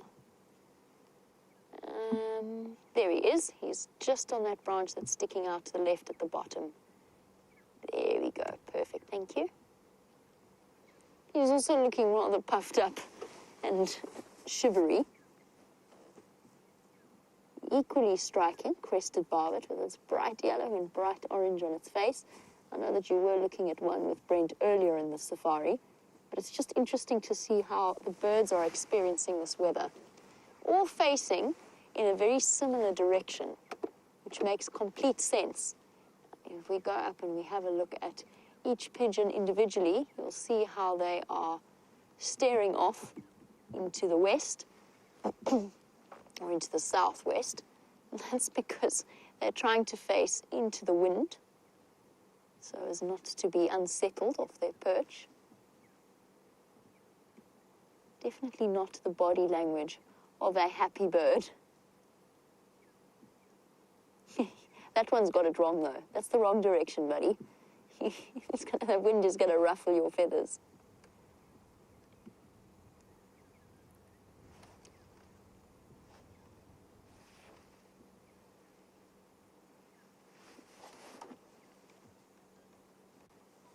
Now, Suzanne, I've spoken about the fact that I don't think that an African green pigeon is in my imitating repertoire, but Suzanne has said that she appreciates the ways the different guides imitate the animal and bird calls, and she was wondering how we learned to do it. And the answer, Suzanne, is by making fools of ourselves generally until you get it right. Basically, you've just got to try, and if it doesn't sound right, then you try again. For example, my monkey alarm call impression sounds something very similar to Donald Duck. I've attempted to work on that multiple times, but it's just stuck that way. So my impression of a monkey alarm calling, that sound, yep, that's as good as my...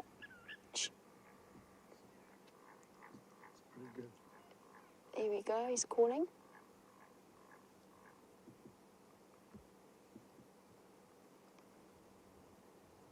Sorry, bird, I interrupted you with my monkey alarm call. Do you think you'll do it again if I monkey alarm call? Probably not. Oh, goodness, Brent's found something exciting. Let's go look. Look at this, we've just found a male leopard. We were just sitting next to the buffalo and this male leopard just appeared. Jean-Ray spotted him. We're making jokes about where Karula would go. Is this leopard trying to hunt buffalo? I think it could be. It looks like it might be Mvula. Looking at those tatty ears. Station's located Wanuna Ingwe on Buffalo's Hook Cut Line, just to the west of Tamboti Dam. It looks like Mvula. And he's looking very hungry.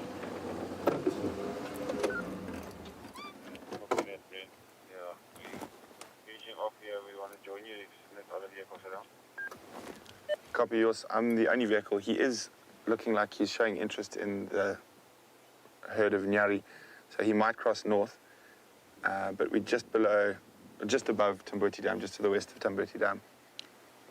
I'm going to leave this PC now. Okay, isn't this great, guys? It's so exciting. It's why you never know what's going to happen. We're busy watching buffalo. Jean-Ray and I were joking about leopards, and Jean-Ray says, I was hoping Karula was going to come. She's not too far from here. And then all of a sudden, Jean-Ray says, there she is. And then we just leopard right in front of us.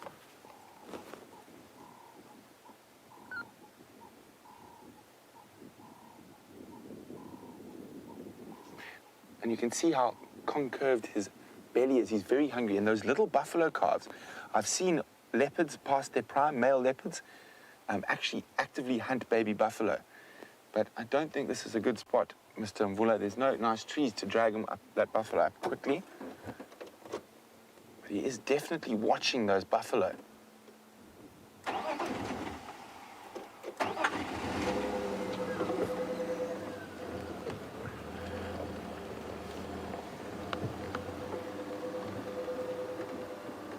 But they would most certainly chase him if they spot him.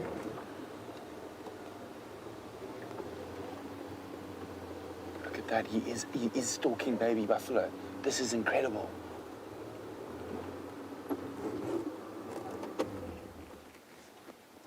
Look at that little calf. That little calf who's bucking just ran away from its mom, bucking through the bush. Look at that. Look at this. pasture.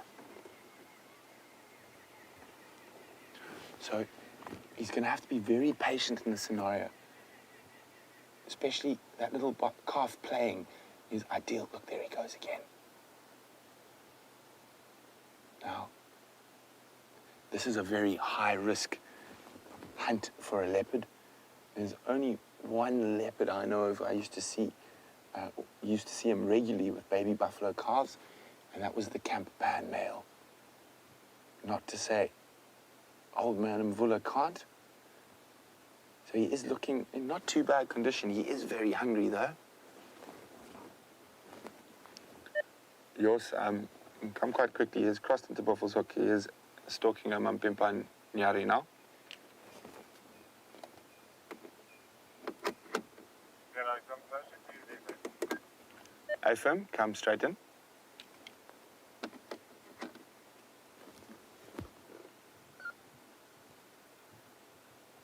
So that baby buffalo is just off to the left of screen behind a thicket. Just to the west on the cut line. He's just crossed into Buffalo's Hook now.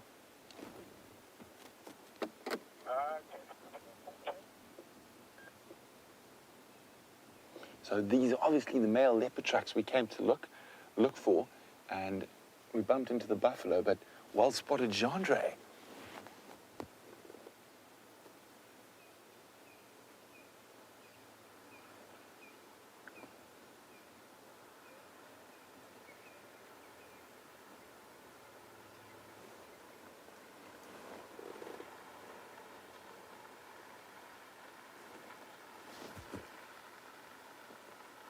So Raisa in Finland says, definitely Mvula. I agree with you, 100% Raisa. And he does look a lot better than the last time I saw him. And he is a bit hungry. You can see that concave belly at the back. That's a sign that a big cat is very hungry. So and you can see how his belly's sagging. But as I said, he's going to have to be patient here, stalking buffalo. And he's probably going to wait for another chance when that baby runs off like it just did away from the adult. And there were two very young babies in that little group we were watching that crossed in front of us. But now, as I say, we've seen how buffalo will chase lions. So they'll think nothing of chasing this leopard. So we're not going to move a muscle. I can't wait to see how this drama unfolds.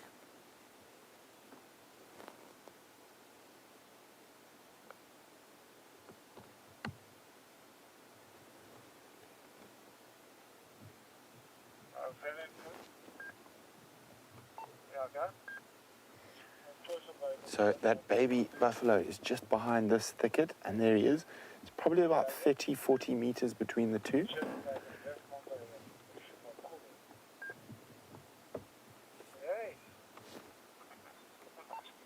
James Richard says, yay, a leopard. I've been waiting all week. I've been really hoping to see a leopard.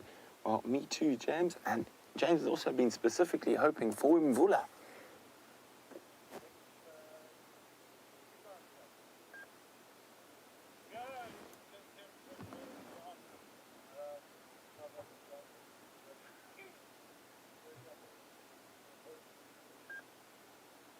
You can see he's actually going to sleep almost. He might even wait till after dark before attempting to take those buffalo. But again, possibly not the best strategy, because in the dark, and especially in this type of weather, they're sort of going to lie down and start chewing the cud, and they'll corral, and those little babies will be right in the center, protected by their moms and all the herd bulls. The herd bulls will be out on the edge, putting an impressively massive horn force on the edge to try deter predators from going after the youngsters in the herd. But he is hungry, but this is great weather for him to be hunting in, although I think buffalo might be a bit big for him.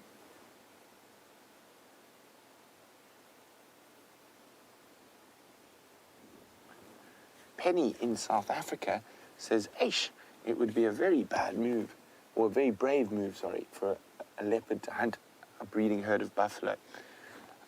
I would agree with you on most cases, Penny, but I have known a few leopards over the years who have successfully almost semi-specialized in taking buffalo calves out of breeding herds.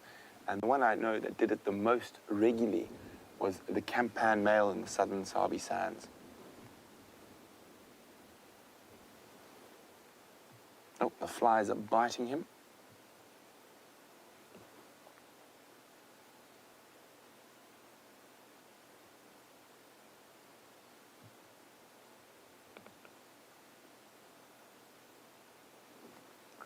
Paul says it's really unusual to see a leopard hunting during the day. He hopes that Mvula is okay. Well, Paul, I think leopards do a lot more hunting during the day than we think they do. And Karula hunts a lot during the day. And just remember, all predators are opportunists, so they will hunt as soon as they get the opportunity to, whether it be day or night or twilight.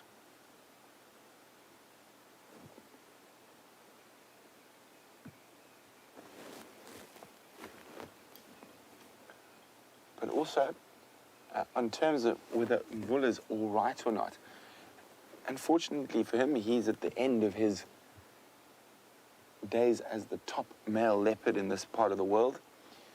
Tingana has definitely, basically, taken over the majority of his old territories. And also we have that male that Joost likes to call Gajima coming in from the north. So at the moment, he's surviving by trying to avoid all the other males in the area. There you go, he's off on the stalk again.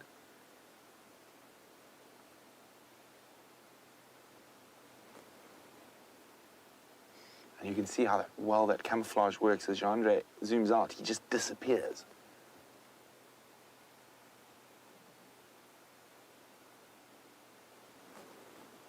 You still got him? Yes, look at that. You can just see his rosettes through that tiny window in the trees.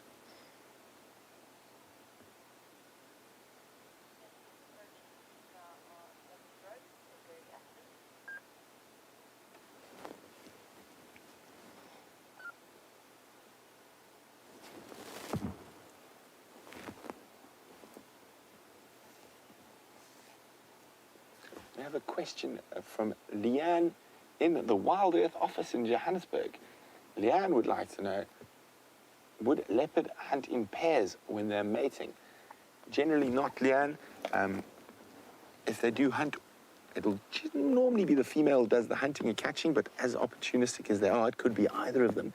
But if the female does, the male will steal the kill. So they don't actively set out to hunt in pairs, but if they are together, the male will definitely take the male's share of the kill and let the female have very little of it.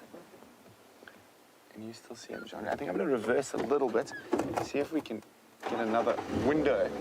He has, unfortunately, moved into Buffel's Hook. I'm just going to see if we can spot him through here.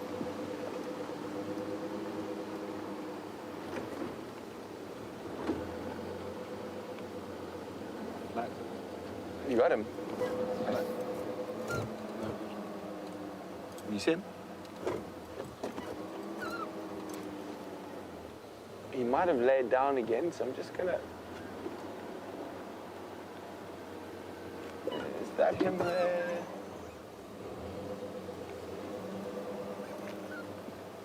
To the right, there he is. That was him. So he's lying down again. So, as I said, we're just going to sit here because if he does attempt to hunt these buffalo, he might very much be chased back towards us. So we're going to play the patience game. And one of my old sayings that I've harped on quite a bit since I've been here is the most important weapon in your arsenal in seeing incredible sightings is patience. So we're not going to move a muscle unless he does. But while we do that, I think Jamie has found some bundles of cuteness to show you. I found some very naughty bundles of cuteness. Look how far This little monster has come from the den site itself, which is why we're currently sitting in the middle of the main road. One of the December twins decided it was going to be a very good idea to go off exploring with an older cousin that looked like June. We should be able now to reposition. I wasn't able to get any closer to the den right then, just because there were hyena cubs barreling about the main road. Naughty things. You don't want to be out and about. Mom, it looked like Corky, has just left while you were with Mvula. She's gone off in that direction. Luckily, there's still another adult at this den, which means the cubs will stay out and play. And they seem to be full of energy this afternoon. I think that being cooped up during all of that wind and cold weather has produced a bout of energy equivalent to toddlers. Oh, goodness. Being cooped up for too long. Look at them go. This isn't the easiest den site to get the best views of the cubs without driving too close to them. Nevertheless, you get the idea. And all these cubs growing up so fast and absolutely full of boundless energy. Look like November at the back. That's Madam's twins and one of the December twins there as well. I'm not sure where the other one has gone. You can hear them growling at each other.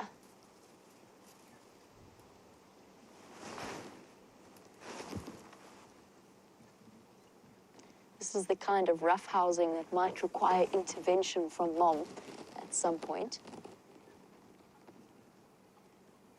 Oh, got him by the ear. It's amazing how stoic they are, even at this young age, and what they are capable of enduring and inflicting on each other. Pretty watching on. There's the other December twin.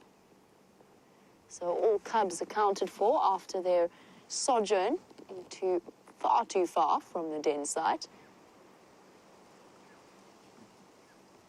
Rough and tumble.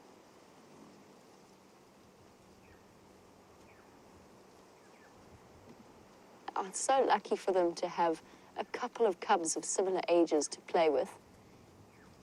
They've divided into the twins of both moms, plus November, who has decided that actually it's dinner time. Madam's going over to say hello to Pretty at the back. Pretty immediately behaving submissively to the matriarch of this particular clan. Look how big November's got. Barely fits tucked under Mom's tummy. Madam on alert, and her twins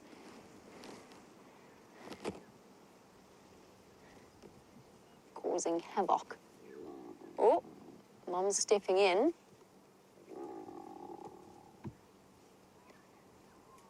Now, she is not a mom you would want to be defiant to, but because they're her cubs, treated with a degree of leniency.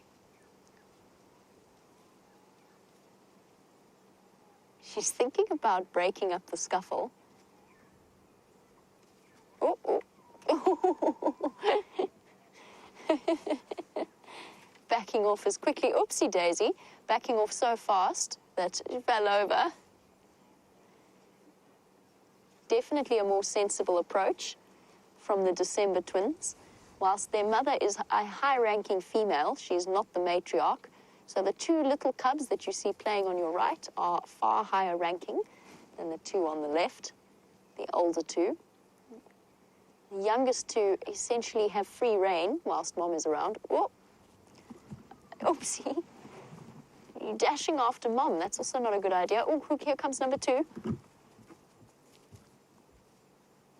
You've got very brave. Sudden realization that there's a big car and that Mom has gone quite far from safety. One of the December twins not at all bothered by those restrictions. Yes, little cub, I think it's time for you to go back to home. I wouldn't go too far. Don't be swayed by older cousins.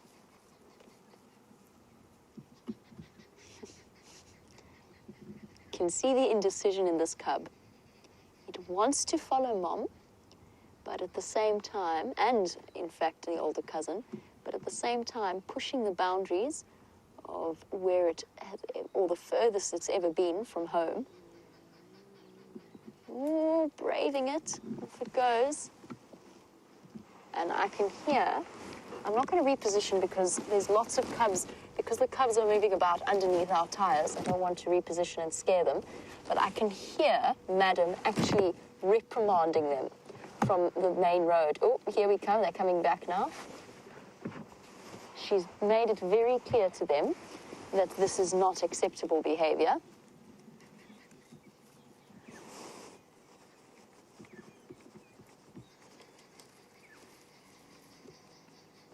Now she's growling. There's a sort of a low moaning sound that she is making.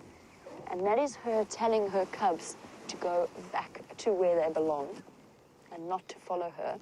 She's being met with resistance from one of the twins. One of the twins is making a noise known as squeeing amongst hyena scientists, a squeeing, begging sound.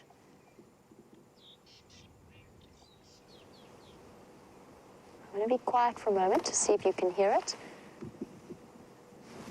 Fortunately, all the action happening right behind the vehicle.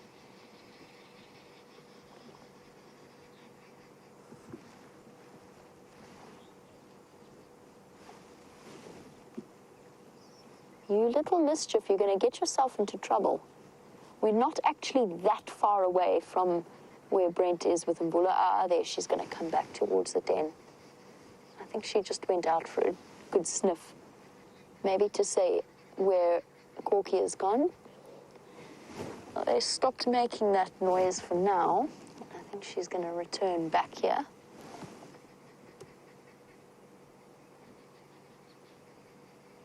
Indecision. Those cubs still very far away. Here they come, dashing back. You naughty.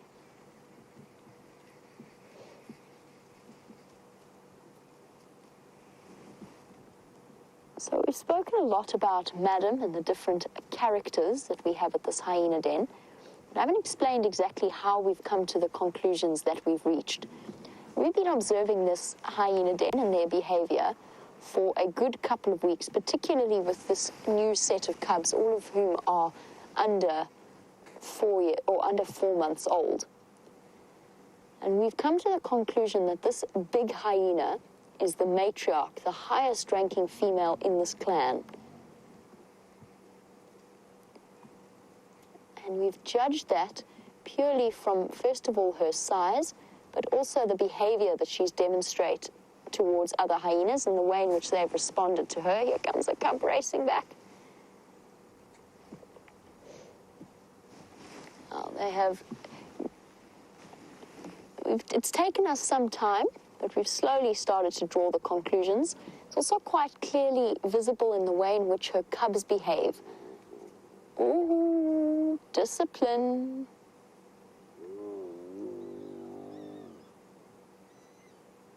There's the sound.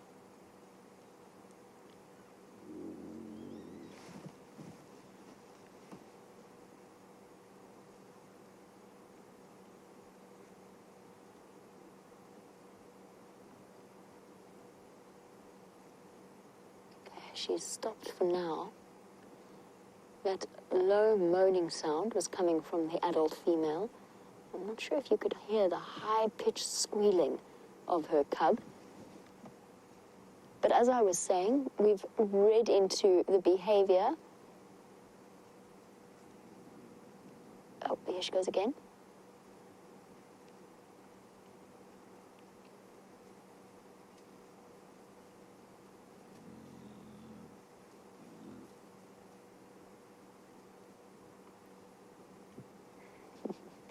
Now that is the sound of a very put-upon mother.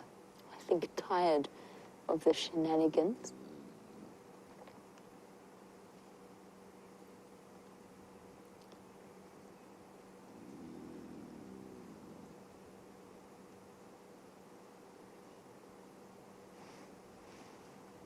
little cub can't decide between dinner time and playtime, and which might be more enjoyable.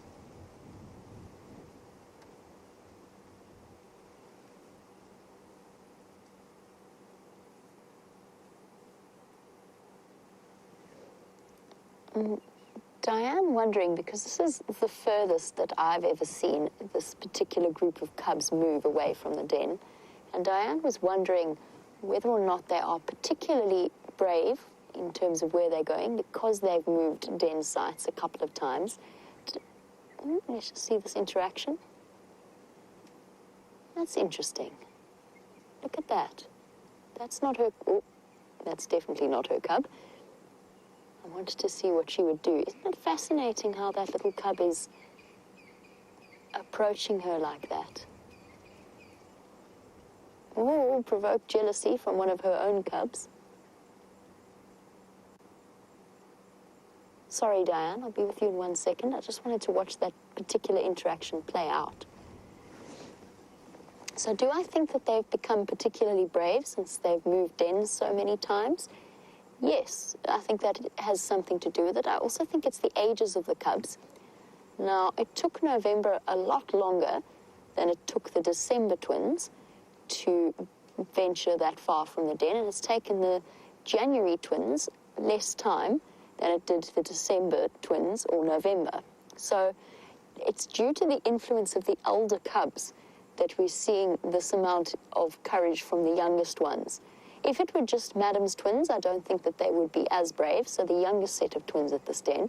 But because they've got the encouragement of older cousins, they've decided that it is a good idea to go wandering about. That being said, it's also the presence of 2 adults at the den site itself, which makes them feel a lot more secure. And they're curious. They're out and investigating their world. I also think that the sub-adults, so June and sometimes Bella, whenever Bella does pop up, so the matriarch's older son, Madam's older son, whenever they make an appearance, it seems as though the cubs become a lot more brave. It is quite literally they are a bad influence on them.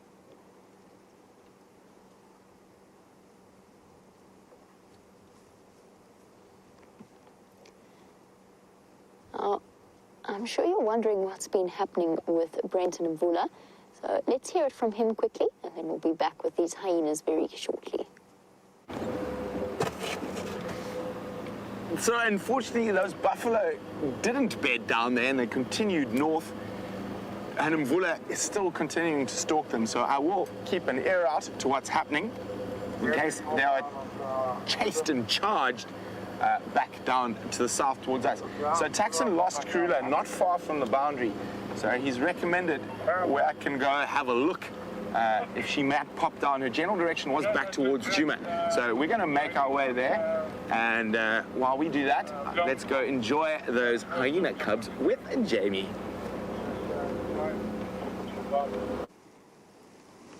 Such an exciting afternoon. We barely know where to look this afternoon. All of the excitement. At the moment, these hyena cubs providing it in bucket loads.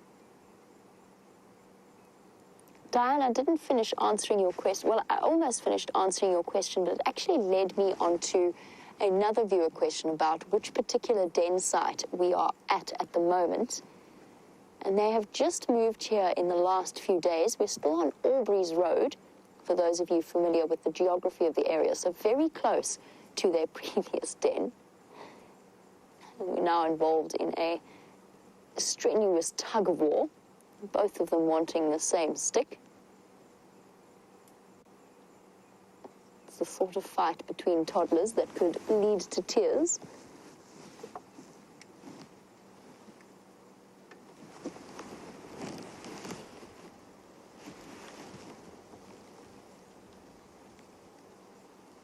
But yes, they have moved den sites.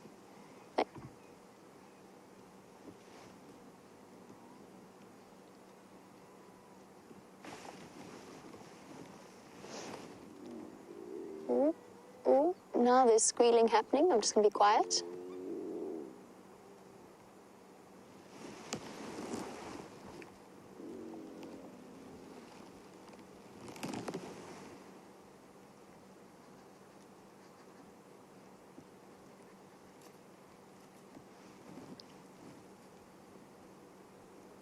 was hoping they would keep squealing, but they have stopped. Now, we don't know for certain exactly the dynamics. After we've spoken about the matriarch, beyond that, we don't know exactly how the hierarchy plays out beneath her. But we're fairly certain that the mothers of the other two sets of cubs, so the twins that are currently causing chaos, plus the one that is suckling back there with his mother Pretty, we're fairly certain that they are relatively high-ranking. So Pretty and Corky. Hyenas have a fascinating ranking system, and it's one that is not completely understood, even now, with years and years of research based around it, and it's one that will differ from area to area, and depending on the clan size. What we do know is that hyena clans, unlike lion prides, can be made up of unrelated females, plus their daughters. So you'll have a couple of different genetic lines within a hyena clan, rather than a lion pride in which all of the females are related. Within a hyena clan, different females, and I suspect that Pretty and Corky are related to the matriarch, but I'm not entirely certain. That just makes sense to me watching the way that they've behaved. Beyond that, it's always interesting to see the interplay between them. And interestingly enough, status is inherited. So, madam's, oh, here we go, hello. Who's this who's just come in? Having a jolly good investigation of Pretty and November, the suckling cub.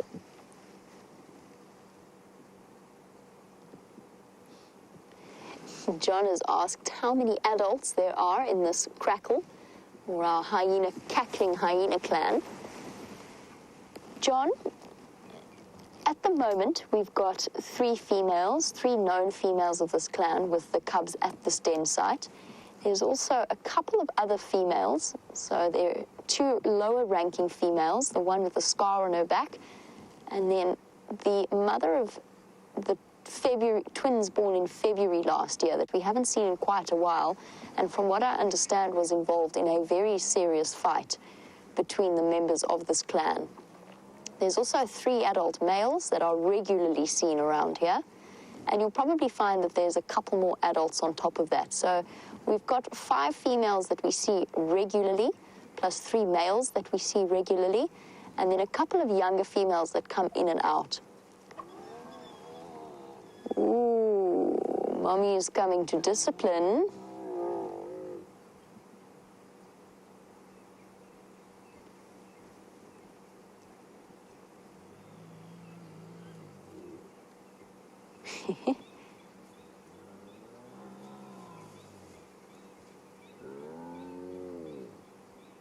Interesting behavior.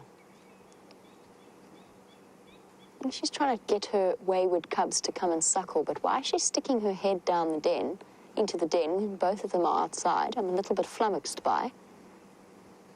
Maybe just to amplify the sound.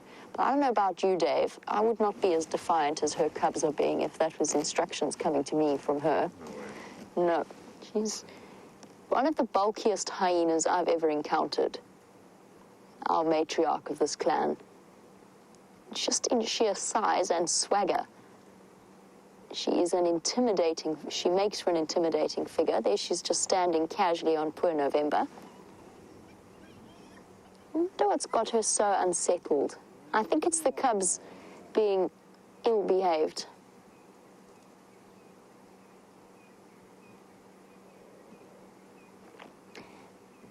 Gracie, who is 8 years old, she's watching what's happening here and wondering why the mother isn't really wanting the babies to play. And Gracie, I think it's dinner time, to be completely honest. I think she's trying to call them for dinner, and they are not behaving very well. At the moment, they've managed to find some kind of what looked like a mushroom. It's either a mushroom or a bone. All I saw was a flash of white that they are now fighting over. And I think Gracie, the babies have got a little bit excited, and it's starting to get dark. She wants them back for dinner, and to make sure that they don't wander around as it does get dark, as night falls. Now they've got a shell. It's a giant land snail toy that they've found. Perfect chew toy for baby teeth.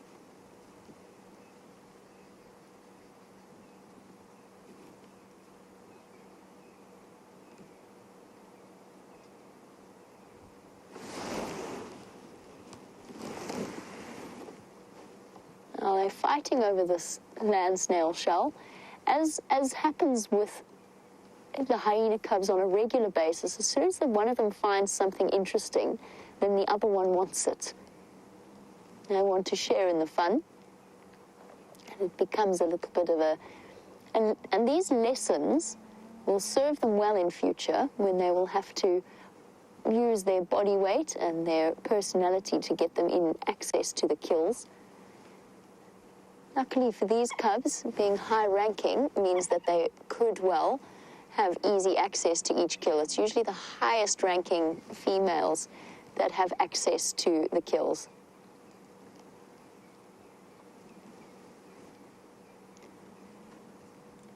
Lenny's asked a really good question, and Lenny, the answer to your question is not fully known or fully understood to the greatest extent.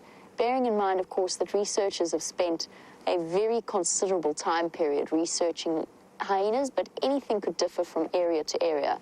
But Lenny's question is really salient. It's that I've mentioned that the matriarch is the biggest one in the clan, or the largest female in the clan. Would her daughter then, as I've said, status inherited, would her daughter then go on to be the next matriarch, even if she isn't one of the largest hyenas? And Lenny, most likely would be my suggestion. Cub still has this giant land snail shell down there, having a wonderful time. Lenny, to a certain degree, because that hyena will have grown up with those sorts of, or that sort of status, she's got used to emphasizing it and exerting the pressure when she needs to emphasize her own status amongst the other members of the clan. And because the other members of the clan have grown up being subservient to her, for the most part, yes, it seems most likely that that is how the inheritance will work once the matriarch loses her, either dies or becomes too old to play the role of the matriarch. That being said, there have been recorded coups in hyena clans, and what I mean by that, remember how I said that there are unrelated female lines within a clan? Occasionally, a low-ranking female line, so mothers and daughters, will get to the point where they can outnumber the higher-ranking matrilineal line. So, for example, let's say Scarback, a low-ranking female, had lots of daughters that grew up with her, and the matriarch only manages to raise a couple of successful daughters. So Madam only manages to raise a couple of successful daughters. There is a possibility of essentially overthrowing her as the matriarch of this clan. Now that's something that's been recorded in a couple of cases, mainly in Botswana, within hyena clans, but there's no reason why that kind of scenario couldn't play out here. And then you go back to the normal sort of succession of hyena clans. There might also be a split within the clan itself. If it gets too large, and certainly they're doing incredibly well at the moment, lots of youngsters gambling about, which is wonderful to see. And as we've said, with the drought, the spotted hyenas will definitely favor the spotted hyenas. It could be that it gets to the point where a couple of females, maybe the lower ranking ones, decide to move off on their own and establish a new clan elsewhere if they find a hole within territorial reaches. November's been disturbed all the way at the back there. It's now gone from dinner time to bath time. And it is getting a little bit dark at the hyena den, so we are going to have to leave relatively soon. We do not put spotlights on the youngest cubs. Oh, Madam's had it now. On the right, she's had enough.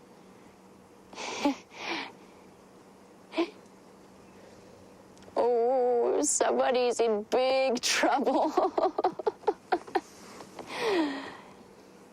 Oh, this is too funny. Everybody gathering round to see cub being disciplined. Madam has put her foot down. And cub still.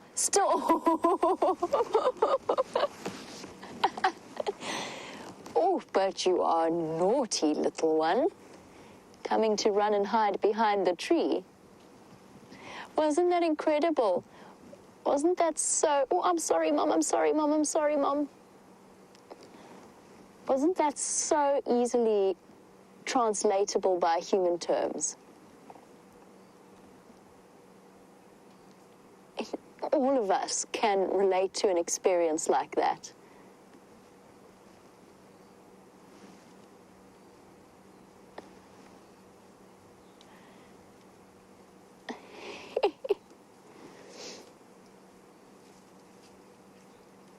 Absolute chaos at the hyena den this evening.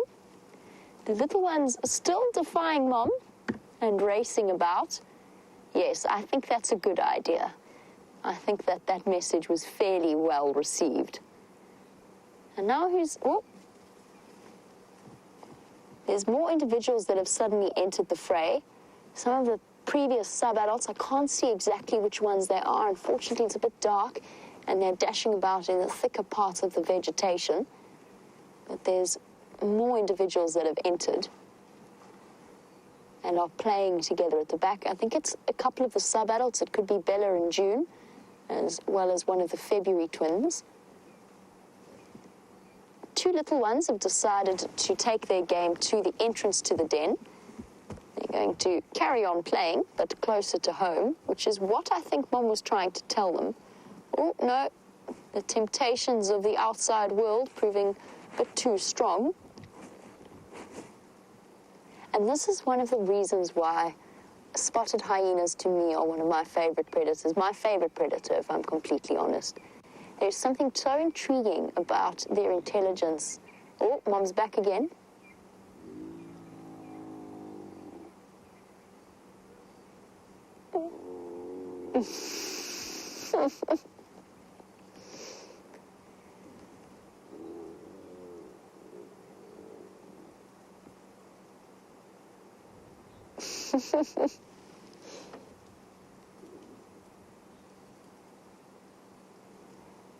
Madam definitely telling off her youngsters once again. She might have left it a bit too late to discipline because they're completely ignoring her commands and just keep running away from her.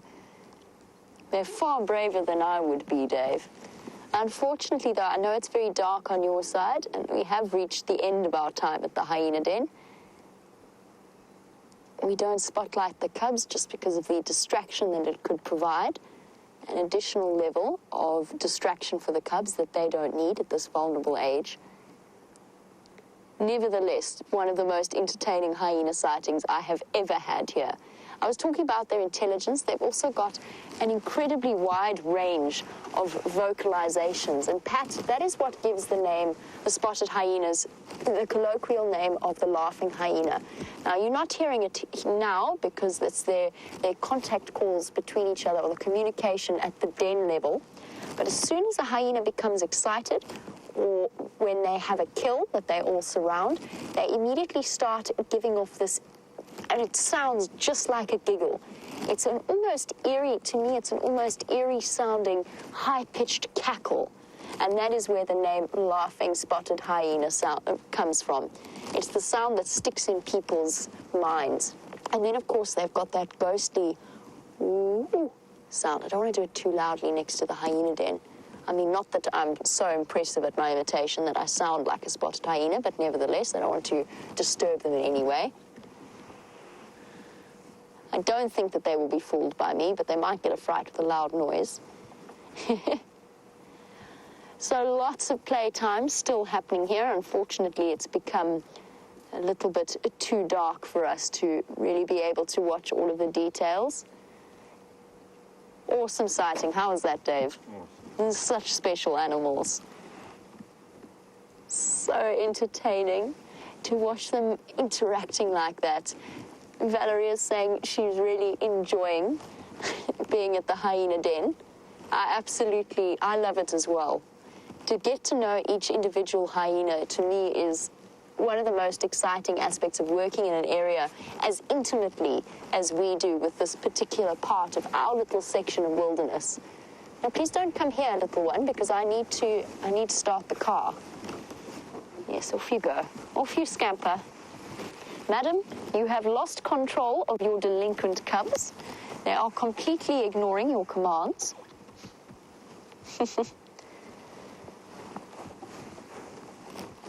Okay, time to go. While we make our way out of this hyena sighting and I make sure all of the cubs are present and accounted for, let's find out how the rest of Brent's evening is going. Oh, sorry, never mind. Oh my goodness, how's it? Jeepers, hyena.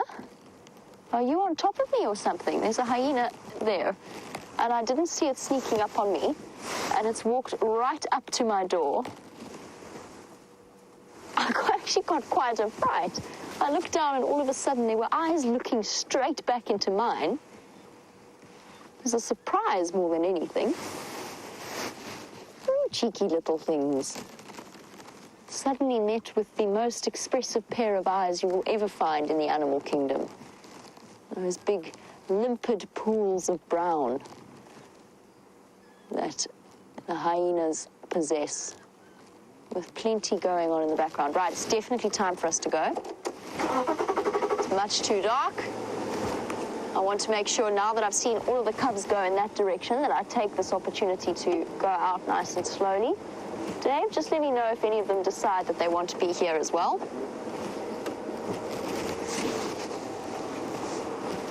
Goodbye, bundles of mischief. Until next time. I'm really glad they haven't moved and that we've got them for a little while longer until they decide to disappear off somewhere different. Although I think we're getting a pretty firm handle on their different den sites. It is definitely starting to drizzle.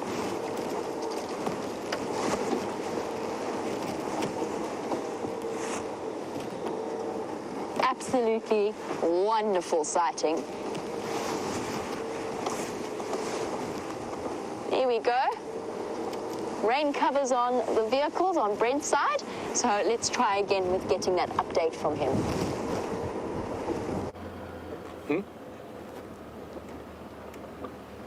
So we are still checking the northern edge of our traverse in hopes of a glimpse of the Queen of Djuma. So she was lost just down here, heading in a sort of southeasterly direction. So we sat quietly waiting. We didn't hear any alarm calls. So taking a gander, she might have moved towards Buffelshoek waterhole.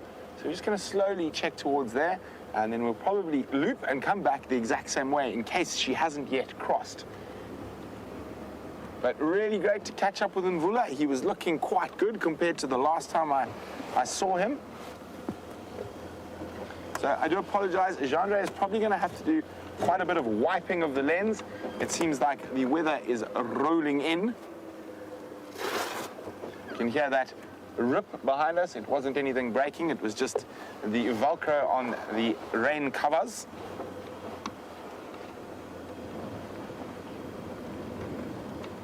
And now I'm seriously regretting not bringing my big jacket.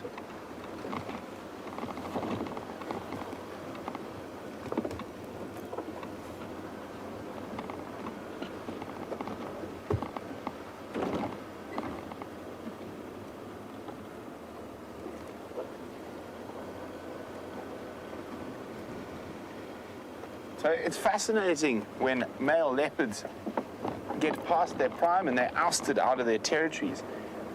In some cases, they are able to maybe find an older male and push him out of his territory, but that is generally very unlikely.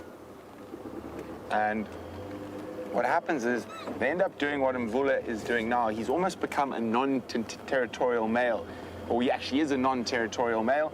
So he sort of sneaks around trying to avoid the other males. The fact that we've seen Mvula in this area tonight really makes me think that possibly that leopard Tingana was chasing, was it yesterday morning, was probably Mvula.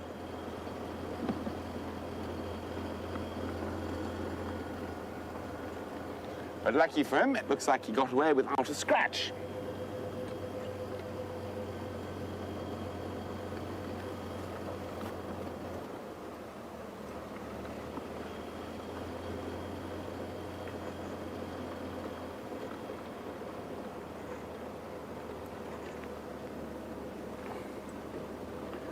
So Robin in Maryland is asking, while we were watching Mvula hunt, was the wind in his favor?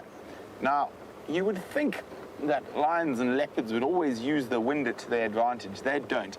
If they see something, they're very much visual-based hunters. They'll try stalk from there. The wind at the moment was not really in his favor. It was swirling quite a lot, so changing direction. And there we go. What have we got there? It's either a snapping brown veined white or a napping African vagrant. And it is a napping African vagrant butterfly. So the easiest way to actually film butterflies is at night when they're having a snooze. Okay. Bye-bye, Mr. Butterfly or Mrs. Butterfly.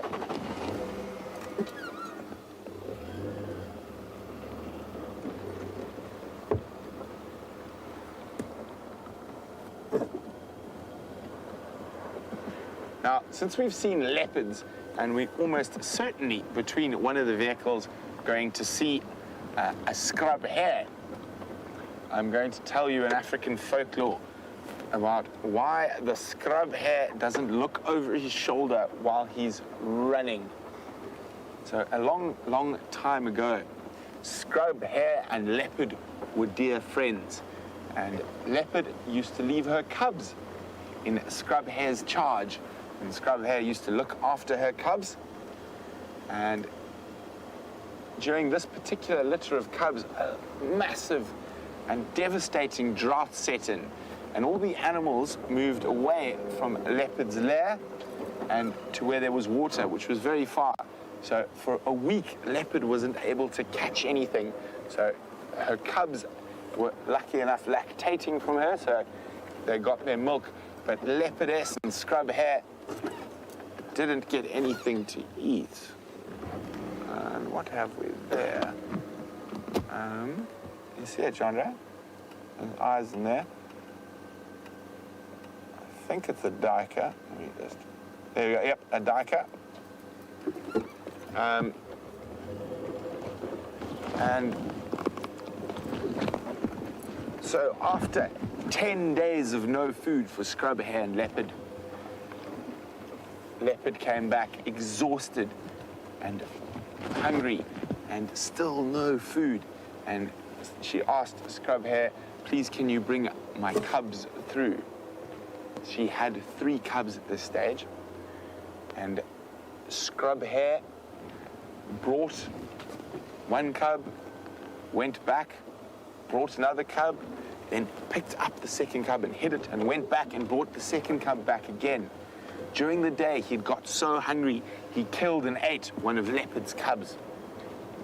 And he said, okay, I'm not going to do that again. I'm not going to do that again. Yet the next day when leopardess went out, he got so hungry during the day and he did the same. And that night he carried the single cub 3 times, back and forward to confuse the tired leopard that all 3 of her cubs were well and alive. And then on the 3rd day, he did it again. He killed the leopard cub and he ate it. But he didn't know someone was watching him. So he set an elaborate stage, smeared blood all over himself from the cubs he had eaten, even went as far as to injure himself. So, and as leopard got home, he made a big story about people from the local village coming and killing her cubs. And he fought bravely but was wounded. Oh, sorry, let me just listen to the radio there. Yeah, I'm also going to close down up there. Yeah. Everyone running home from the rain. And so the creature that was watching scrub hare was Nkwenyana, the grey go-away bird. And it cried from the top of its tree, leopard, leopard, don't believe that lying scrub hare. It wasn't the good people of the village who killed your cubs. It was scrub hare. And at that, she flew into a rage and charged at scrub hare. But he ran off at such a speed, and because he had eaten her cubs, he had a bit of fuel in the tank, so to speak, and he managed to escape. But to this day, when you see a scrub hare run, never looks over his shoulder in case leopard is chasing him.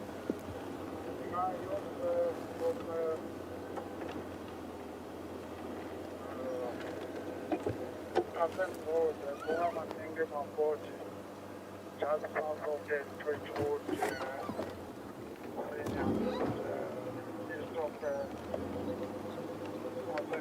Well, thank you very much, Valeria in Massachusetts. She says, I'm amazing. Thanks very much. I'm feeling a bit shy now. And said, we're blessed to have my knowledge.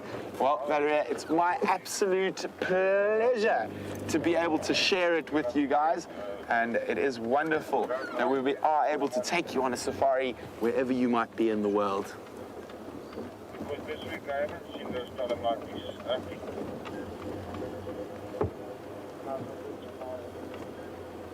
Hope you guys enjoy your evening.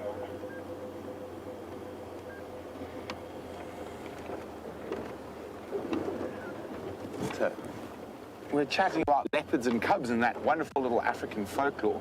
But Peter in Florida is wondering, would a female leopard sacrifice herself to save her cub?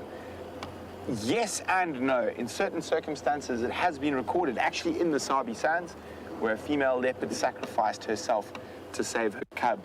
But normally, no. Normally, a female leopard will try defend them to a point, and once she realizes it's beyond, she will move out of that area due to the fact that she can always produce more cubs. So her lineage, her genetic lineage will continue on. But if she had to sacrifice herself, those cubs wouldn't survive, and her lineage might die with those cubs. So under normal circumstances, she would not, but there are abnormal circumstances where it has been recorded that a female leopard would sacrifice herself for her cubs. That particular female was a female called the Ravenscourt female, and that happened on Singita, where she sacrificed herself defending her cub against another male leopard, and she fell out of a very high tree and died. And there is a video, I think, on YouTube, and I'm not sure what to Google to have a look, but I'm sure you guys are probably much better at utilizing Google and the internet than I am. So have a look if you can see that video. It is quite difficult footage to watch, but it is really amazing and interesting footage.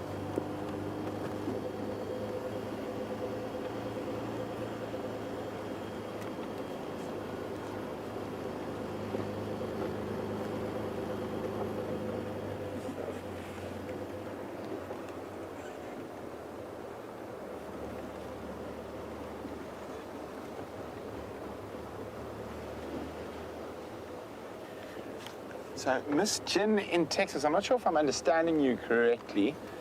Miss Jin in Texas would like to know, when leopards fight, why does one always lie down and put its front claws up when the other attacks? I'm not 100% sure. Maybe I'm just picturing it wrong in my mind. When I've seen leopards fight, I've actually seen them go at each other profusely, smacking each other both times. I've never really seen one go down. It could be a defensive position, but I've never myself witnessed this, or maybe I've got the wrong picture in my mind.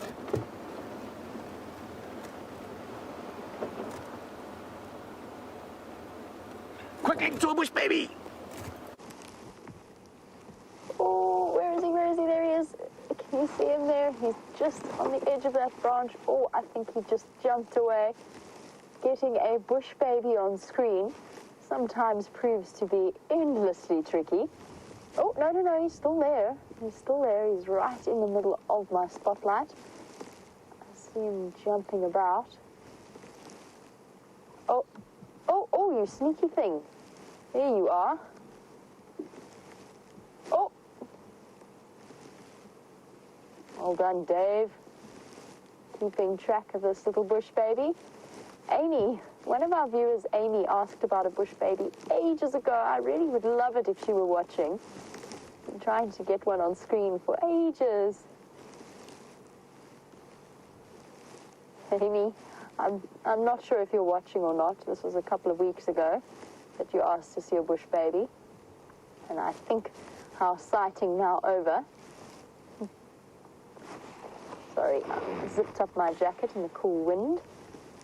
A slight drizzle, drop in temperature. Let me just check. No, I think our bush baby has managed to escape us, but well done, Dave. and managing to get that on camera. I can only imagine that every time we say to the cameraman, bush baby, their hearts must sort of increase, or their heart rate must increase ever so slightly. And bush baby goes from bounce, bounce, bounce, bounce, bounce. It's just the way they move in the most unpredictable manner. And something like that, a sighting like that, Dave just wiping away the residue of the drizzle, which has now ceased for the moment. Now today is cold enough for me to wear closed shoes for the first time in I don't remember when. I've got my boots on, and I must say it's taking some adapting again. I'm not terribly comfortable wearing closed shoes anymore. My feet feel somewhat trapped. Bear with me 1 second.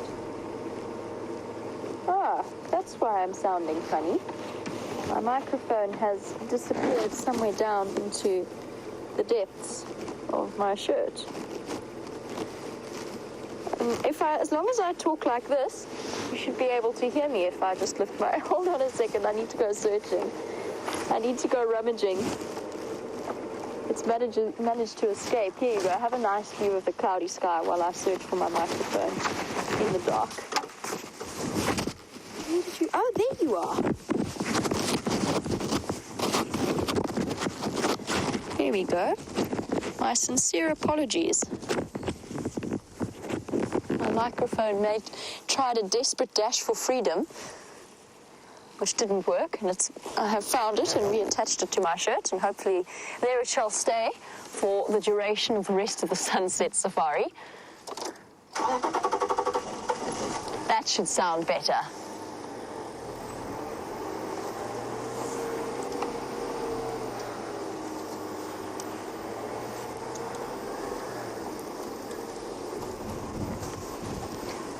Our night brings with it all kinds of exciting possibilities of unusual nocturnal animals that we may or may not see. Particularly in cold weather like this, the nocturnal animals might be prompted out of their hiding places a little bit earlier. But Vera wants to know which one is my favorite to see of the nocturnal animal species. Oof. Now that's a difficult one. Now I'm going to go with the more unusual nocturnal animal species. Now, honey badger is quite high up on my list. I really, really enjoy the personality and the body language that a honey badger sort of transmits when they walk through the bush. They walk with serious attitude. What else? Vera, I'm still hoping to see an aardvark. It's one of those animals on my list that I don't know how I've managed to live my entire life in South Africa without seeing one. But it has just been one of those things that I've missed out on. Perhaps I'm driving through the wrong areas. I don't know. It's just every time I could have seen one, I've just missed it, or I've been asleep in the car, or other such reasons. What else? A caracal would be incredibly exciting. A sort of medium-sized reddish cat with lynx-like tufts on the top of its ears. We haven't seen I haven't managed to get a porcupine on our live drives yet. Genet is all... Do you know what, Vera? To be completely honest, I don't think I can choose. I don't think I get equally excited about all of the small and unusual nocturnal species. The rarest one that we could see here is an animal called a pangolin that looks something like the equivalent of a walking artichoke, or pine cone maybe, that wanders about at night and in search of ants. Now, I say it's the most unusual for us to see, and that is because it's probably one of the most endangered species that we get out here. It's one of the most illegally trafficked and poached animals in the world. Tiny little creature, well, I say tiny, relatively tiny creature, about that big, and definitely one of the most peculiar looking, similar to an armadillo. That is an animal that I would very much like to see. I've seen two in my life in the wild, and both of those sightings I was incredibly fortunate to see. I've mentioned porcupine. A genet would be lovely to see. A genet is like a cross between a cat and a mongoose. That's sort of what it looks like.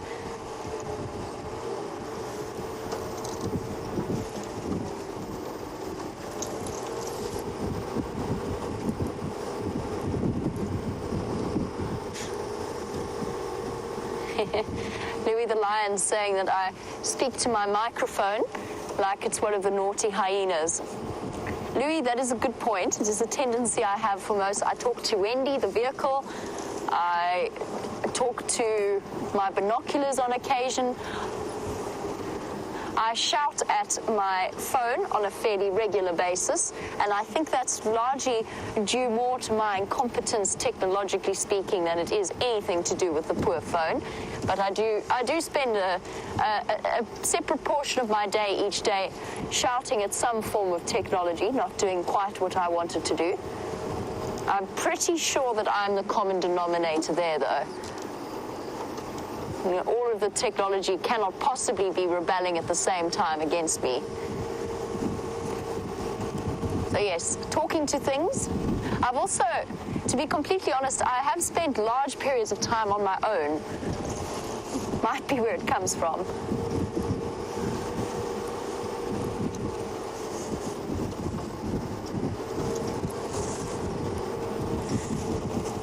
And Gilly, warm welcome as always to our sunset safari. Gilly lives in Wisconsin and saw a video of a bush baby stalking and hunting and killing a rat, which is actually an incredible sighting, Gilly. Definitely something I've never seen before, but you were saying that you had no idea that they were predatory or in fact ate meat. And they supplement their diet with anything from moths to insects that they might find. Speaking from experience, they have ferociously sharp teeth for an animal that small. I have, on an occasion, been bitten by a bush baby that somebody was hand-rearing, and it decided that it was far more deserving of the drink that I was drinking than I was. We had a brief momentary scuffle over it, and the bush baby emerged victorious with a small amount of blood dripping from my finger. Life lesson there: do not tangle with a bush baby that is determined, and that is used to people, of course. So they do have sharp teeth, and they are capable of being fairly ferocious little hunters, but hunting and stalking a rat is not something that's much larger than I ever realized that they went for. So actually, Gilly, I've learned something tonight as well. Thank you for that little piece of information. Dave, I have bad news for you. There's a bush baby. Oh no, he's gone to ground. Don't go to ground. Oh, there he comes again, and he's jumping. There he is. There he's hiding behind the tree. There he's down again on the ground, and he's back up again, up the tree. He may well have been searching for a moth, just to carry on with our conversation there. He's definitely on the move, whatever he's up to. Tricky as well to try and stay with. Yes, I still see you. Oh, but impossible for Dave to be able to show you right behind the tree branch. This thing is darting all over the show. There we go. Oh, there he is. There he's on the left, right on that tree. Sorry, Dave. Well done. He's in the middle of that tree, right in the middle of my spotlight, peering back at us. There he goes, to the left, to the right. See what I mean about the poor cameraman? And I've lost him. Awesome. 2 bush babies in one go. Where'd you go? Okay, all right. We'll leave that little bush baby to his hunting mission.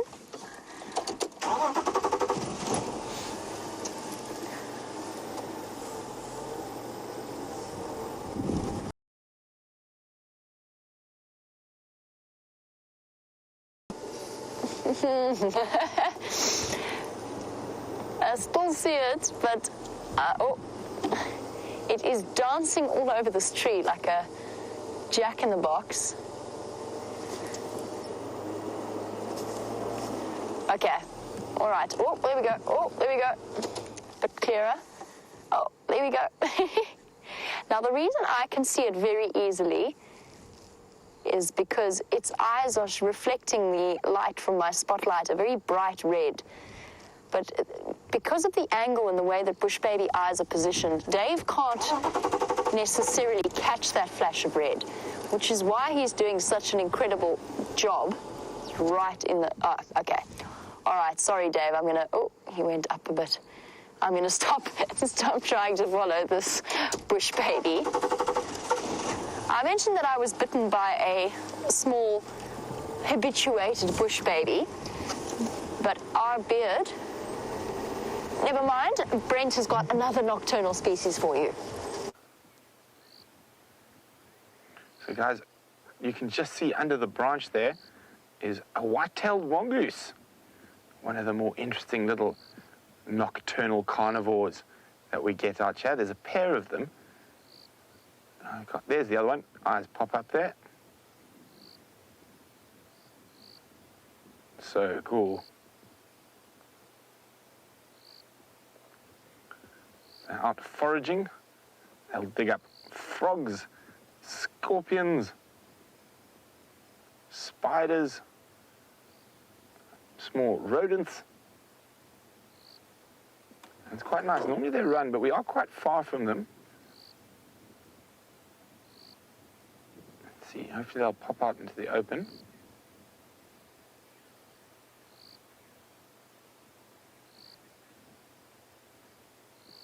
Oh, there we go. We're gonna try, I think, loop around on the road. We might be able to get close to them. Because obviously this isn't the bestest of best views, but there we go. It's gonna come onto the open. Once it heads closer, it's heading up towards the main section in quarantine. Okay, let's go see if we can get a bit closer.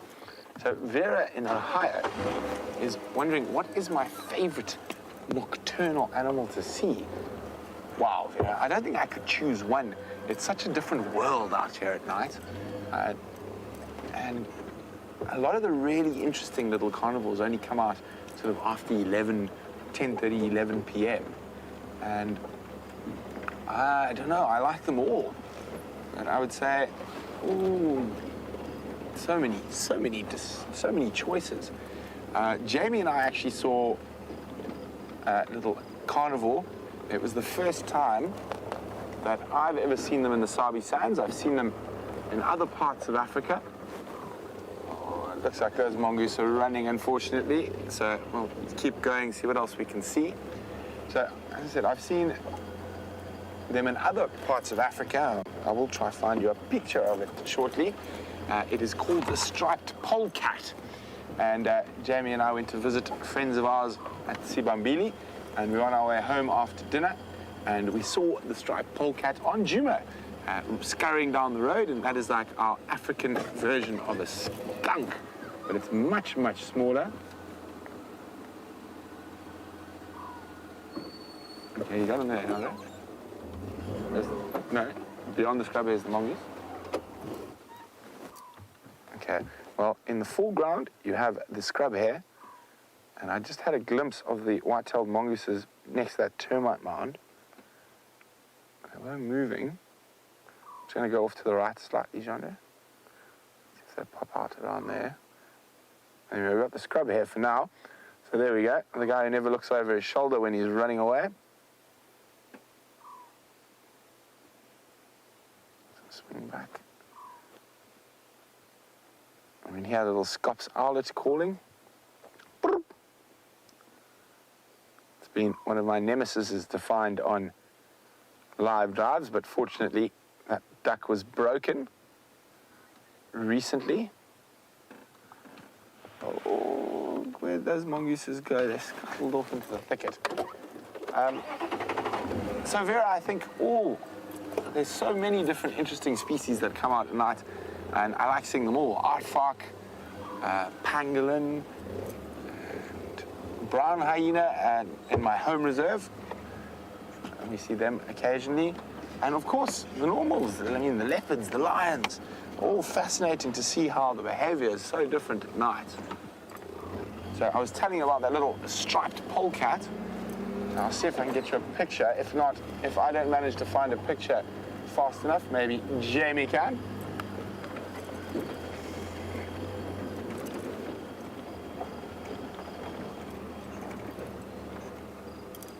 Oh, civet. Look at that African civet.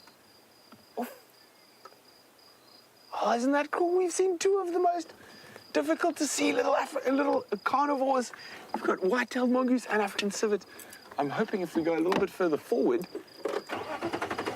we might get another glimpse once we're a bit further away, or he's a bit further away, put a bit more distance, makes himself feel a little bit safer. I think this is the guy I've actually seen right outside my bedroom at night, and our house is just through there.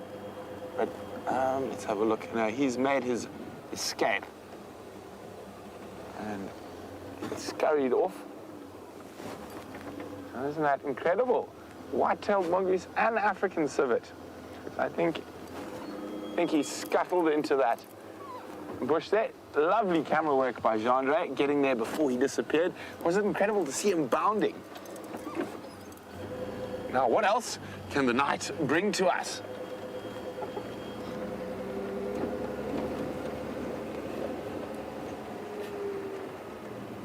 So, James Richard says, it's certainly been an incredible drive, and I concur, sir, I do. Let's see what else the quarantine clearings might hold for us. Oh, I keep forgetting about the little striped polecat.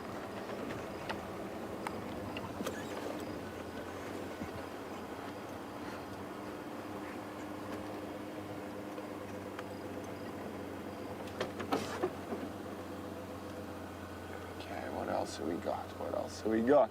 The luck is running thick and fast tonight, so hopefully we can get some more little interesting creatures.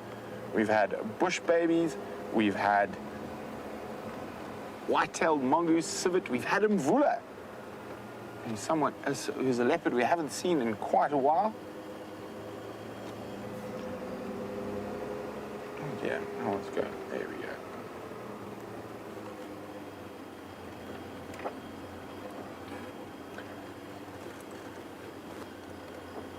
So Raisa says she's overjoyed at seeing the civet. Oh, we've got some more eyes on the other side there.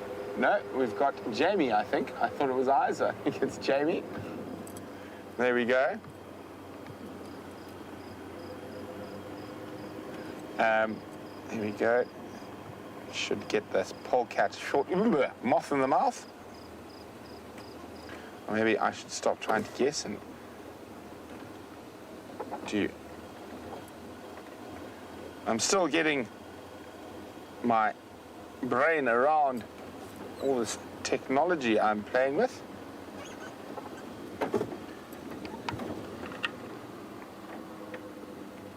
Here we go. Not the best picture. Maybe Jamie's got a better one. Oh. As I said, I'm still getting used to all this. Oh, there we go.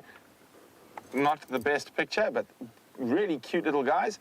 And they do have an anal gland that can spray like a skunk, but they are absolutely tiny in comparison. I think Jamie might have a better picture than the one I've got. So it's been wonderful having you on this sunset safari, even though we didn't get to see a glimmer of a sunset in this cold and windy weather, but we were lucky enough with some amazing carnivores, which reminded me that we did start a long time ago who was going to be able to get to all the carnivores on Djuma eventually, to get them all on camera.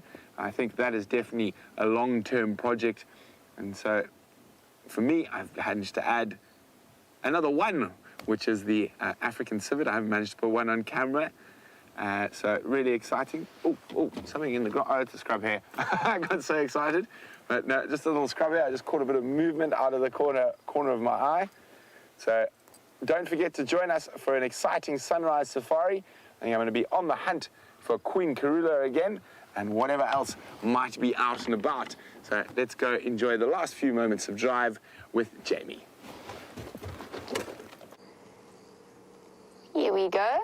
We have a slightly different picture of a striped polecat in my mammals book to show you exactly what it is that Brent was chatting a little bit about. I assume mentioning that sighting that we had coming back from Simbambili one evening.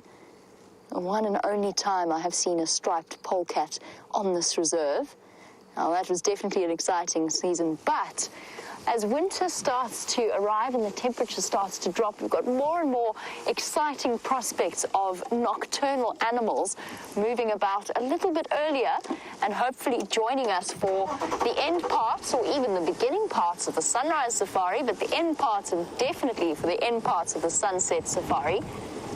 And I'm sure that you all find that prospect as exciting as I do. Now, Beard, I was just about to answer your question about that you sent through about the lady with a serval pet, and then Brent found the white-tailed mongoose. Beard, you were wondering if that was a wise decision. The serval is not going to really do her any injury. Serval habituate very well, as do cheetah. The question is, do we really need to add to the number of pets that we've had? We've spent so many thousands of years domesticating dogs and cats. Do we need to add that or supplement that with animals that are meant to be wild? Personally, my personal opinion is no. I don't believe in having wild animals as pets. That's my personal belief. I can understand the temptation completely, but if I were ever to have a wild animal as a pet, it would be for me and not for the good of the animal. Whereas with cats and dogs and horses, we've actually affected their evolution to the point that they have evolved within the companionship of humans. And studies have shown pet dogs release a chemical, they physically love us, they physically feel us as part of their pack, essentially. So for me, I don't believe in having wild or keeping wild animals as pets. And I just think that a wild animal belongs in the wild, but I'm spoiled in that I get to witness them in their natural environment every single day of my life. So perhaps that has given me quite a skewed perspective on it. It's up to you guys to decide exactly where your own personal standpoint on that issue lies. I know where mine sits. It would be the equivalent of keeping a pet spotted hyena, and we've seen how much of a part of the clan they are.